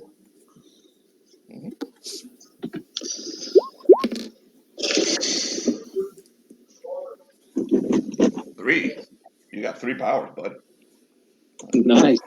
All right. So 3 powers. Hold on. We gotta. What type of powers we got? Jesus. So 3. Have you been betting with Lady Luck recently or something? Roll another percentage dice. You know what it is? You beat my vampire so badly, they felt bad. They're like, we got to give him something for that beating. Oh man, I got lucky towards the end, John. That last pass, that wasn't luck. That was hilarity. My own vampire dropped the ball and bit somebody else. Oh wait, yeah, that part, man, that was bad. Okay. Like his. Yeah. Play the game. We're talking about Blood Bowl. So, it's just too funny. Okay, go ahead, John. You're going to roll for a power now. Okay. Roll for type 1 power. For a what? 1 type 1 power. So you're going to roll a percentage dice. Okay. 35. Detect gold within 1d8 times 10 feet. I'm gonna need it to pay back that minutes or.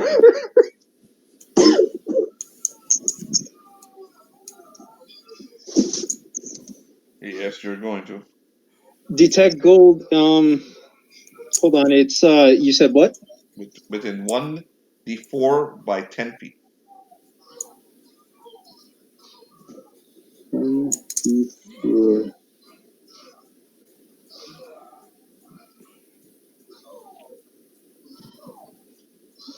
Okay.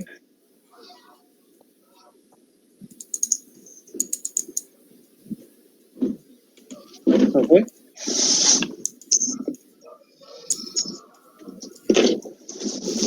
Go ahead, another one.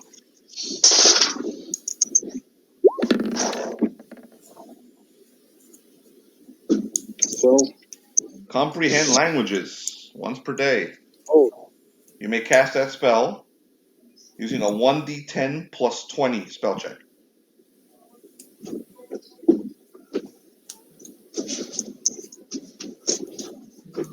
Got it, John? Comprehend languages is a spell. 1d10 plus 20 spell check. 1d20. 1d10 plus 20. Oh, 1d10 plus 20. Okay, roll another percentage dice for your 3rd power.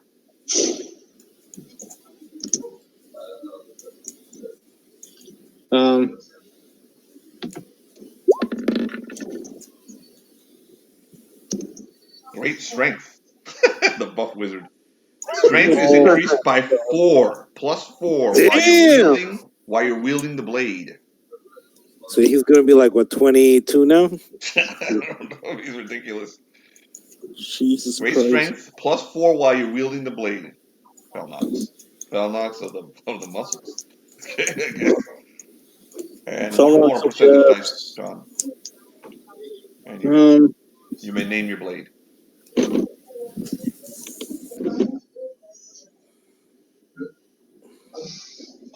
Okay.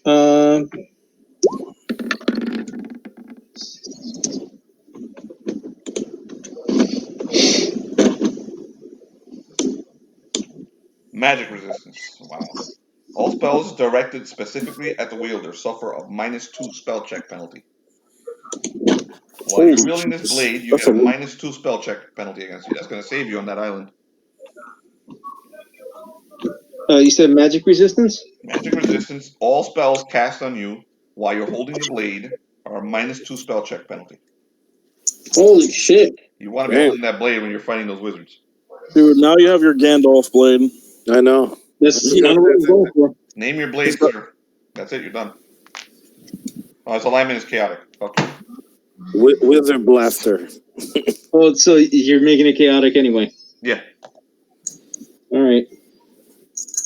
Next time, lose when you're up against me in Blood Bowl. I'm kidding. I'm kidding. No, I'm not. All right, so you made your blade. Are you gonna name it? Come on, John. Give it a name. Give it a name. I was gonna call it Firefang. Firefang. It's Yeah. not that bad. Of course, it would be called Firefang. I Anything figured. wielded by John should be called Firefang. You're absolutely right. Yeah. Well, if I had called it Bane Ripper, would that have been as? No. Firefang is perfect. Okay. Firefang. You have the stats for Firefang. You may hand that sword to anyone. You can do whatever you want with that sword. It is that we now have a new magical sword with no corruption, no curses on it. Awesome. Nice. And not broken. That's not Not broken either. It is Magic a long sword. Destroyed. Use the stats for a long sword, John. Use the stats for a long One sword. Yes. It's a 1d8. Or 1d10 if wielded two-handed. So the Minotaur is looking at you like, nice blade. So what are you giving me, Felnox? He grabs the blade. He holds it tight. He's like, clunk. He's like, this is what I got. What'd you give him? So I gave him, well, two platinum bars. They're like 500 each. Right? Well, that'll do. He takes us to platinum bars. Thank you, kind Minotaur. You're welcome. Would you happen to have a sheath that I could possibly buy? He tosses your sheath. Oh, thank you. He like shakes his hand, thanks him repeatedly, and then runs off just happy. All right, where are you headed? Find Ryan Drake. So do you ask someone where Ryan Drake is? I go to the room. If he's not there, I go to the bridge. Okay. You head to the bridge. When you get to the bridge, you find Bellerophon and Claymore looking down at it. Everyone's is happily enjoying some drinks. There's a new gnome dressed like a pirate. Ingvar is with me, by the way. I'm not leaving him alone. Okay, so Ingvar got settled with me. You got like a little pack, like a little backpack or something with Ingvar on it. He's waving around that feather with black energy following it. I walk into the room. Bellerophon, Felnox walks into the room. Felnox, we were looking for you. Oh, hi, Bellerophon. Have you seen Ryan Drake around? Yes, he's with his people. Wait, what? His people. Makes it sound like Wait. Is he dead? No, that's what it sounds like, man. He looks completely confused. No. Oh my God. No, see, He's like, I'm so sorry, Ingvar. And he's like hugging Ingvar. we have a group of Drugar on the ship, and he's become their king. So he has a new group of people.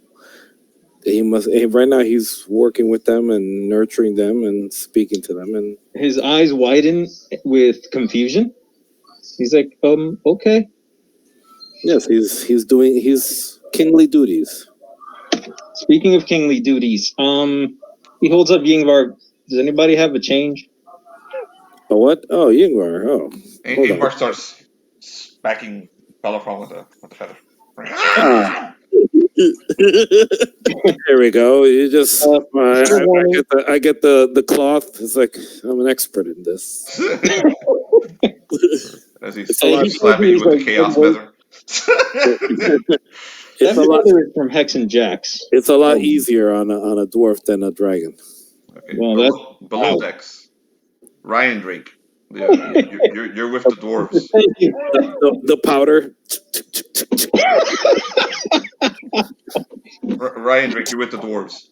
And you spend a few hours drinking with them and enjoying their company before they accept you as their king. But then you do hear some whispers among them that their king is with them. Oh, I don't mean to usurp anyone. I merely assumed that you needed someone like me. I want to talk to him. Yes, Of of course. course. Come with us. He was gone, but he has returned. The original king. Is it who I think it is? They lead you to like a tent all the way in the back. Good luck with that one. The tent is ominous. There's something about it. Ryan Break as you get close to the tent. I cannot tell you. All right. I proceed. Okay. You open the flap in front of the tent. I do. As you walk inside, you see a very sickly looking King Urcanus.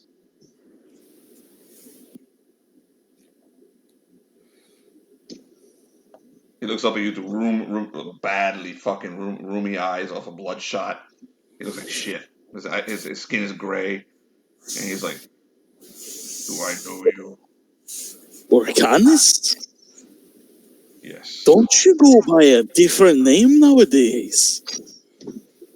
What name is that? Right. Firebeard. I heard you ascended to dragonhood. Became Arcanon Rex? That's what That's- I've been told. Someone stole your identity. No. No one stole my identity. I just don't have memory of being Arcanon Rex. You don't look so well, lad. Are you okay? I'm not okay. Half of my memory is gone, dwarf. Well, They tell me you're replacing me as king. Probably best.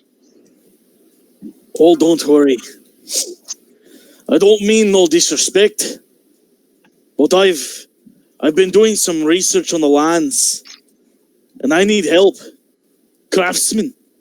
And you. There's always place for good men, good dwarves, in a great kingdom.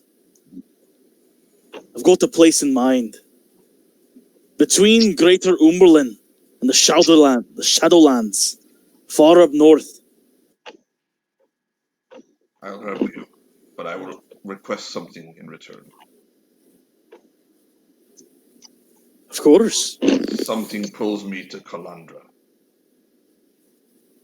Something has happened there, and I think it is the key to my memory. I don't want to be mean, but do you know who the memories of perhaps who you were? Do you know of this Orcanon Rex? Has anyone told you? They have a dragon. Yes.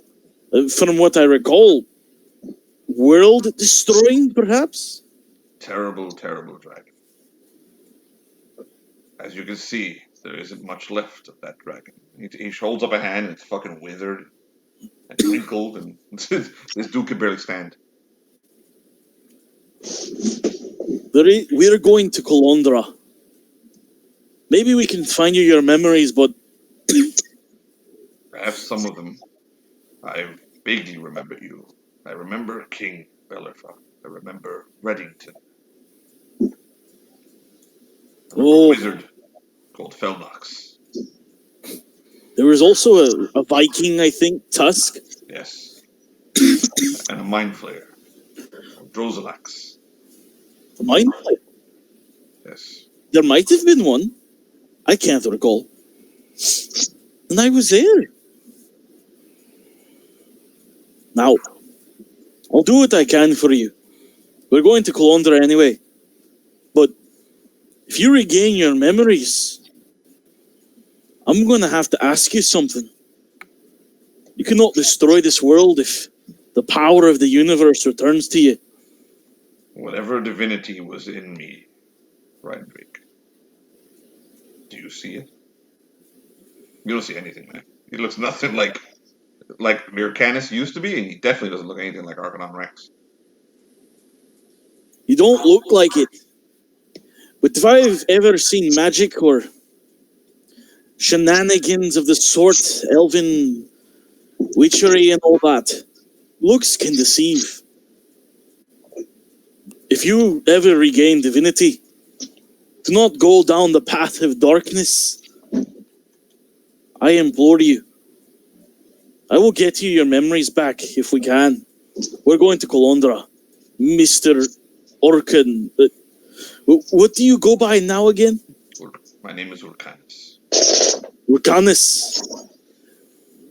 All right. Orcanis. But I won't be king, Ryan Drake Firebeard.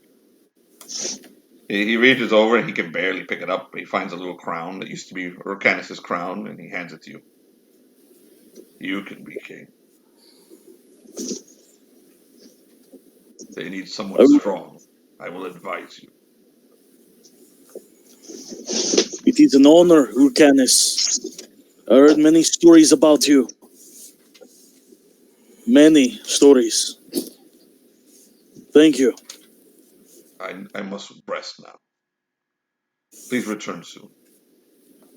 He walks over to like this cot there. Of course. It's very, very, very humble. I mean, there's nothing that looks like a king's anything here except for that crown. And he goes to sleep.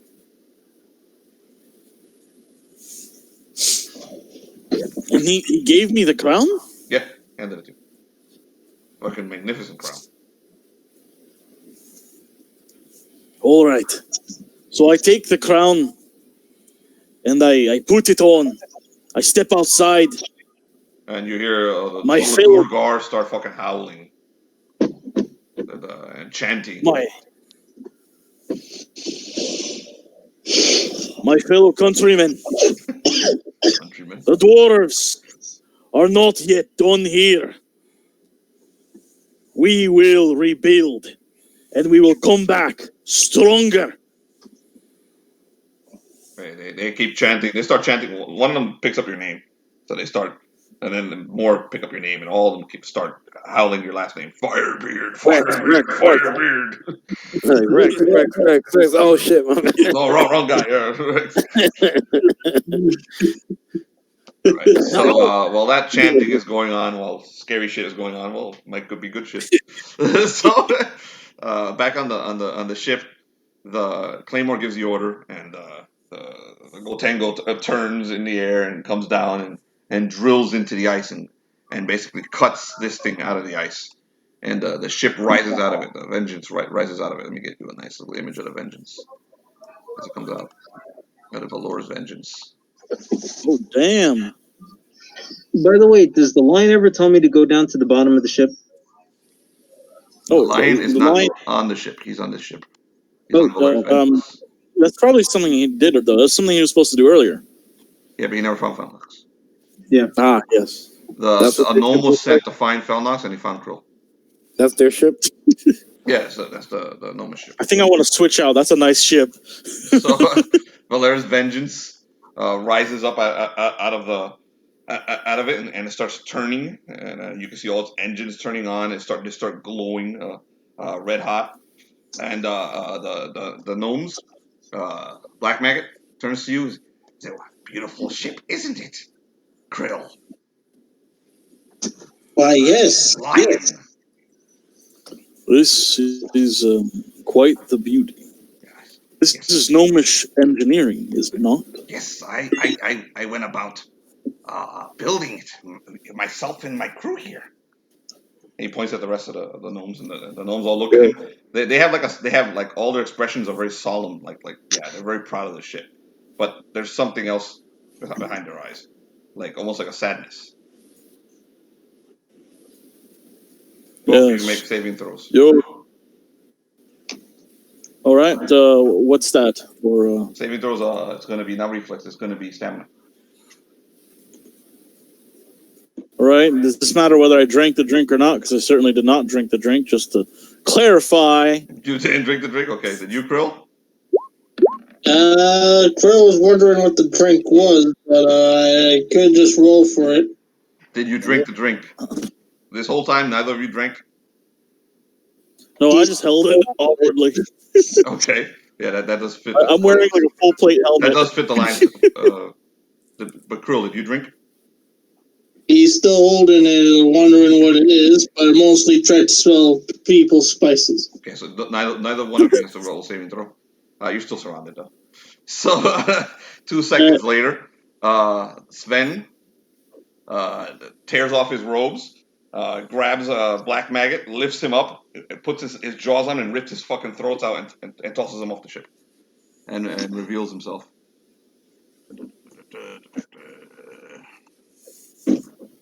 All around the ship, all around you guys, you see all the guys wearing the white robes kill all the gnomes around you, basically rip them to pieces and toss them all off the ship. Okay, and you see the real crew of Valur's Vengeance reveal themselves. As this happens, cannons appear on the side of it. They pop out of the side of the ship, aim directly at the engines of the engines and the bridge of the Gotengo, and fire. The real black maggot, this guy right here, turns to the line, and he pulls out this massive fucking spear that just comes out of midair, and he has to drop on you, so he puts it on your throat, and he's like, "Surrender your ship." You can say something, Lion. Well, you Can may I have draw the drop sword on and me. attack him at the same time? Or is that like a special ability? A clever move. For pirates, you're very clever. Shame you wasted their lives. He grabs the little bag of spices and he throws them at Krill. Hits him right in the chest. Your spices suck. Fire! Oh, The cannons fire straight at the Gotengo. The Gotengo's engines are hit. The Gotengo's bridge explodes, and it starts to crash. It turns and it starts to crash into the glacier. And that's Bellerophon. The last thing you guys see is that freaking rocket coming right at you guys before the bridge explodes, and then. We didn't take any bets on this one, did we? And we'll leave it right there till next season. damn. All right, guys, we're done for Let's play some Blood Bowl. All right, now let's Blood speak. Bowl. You guys get rewards for this. Oh shit. There were no real encounters, but you still get a reward for playing a game. So hold on a second. Good night to YouTube.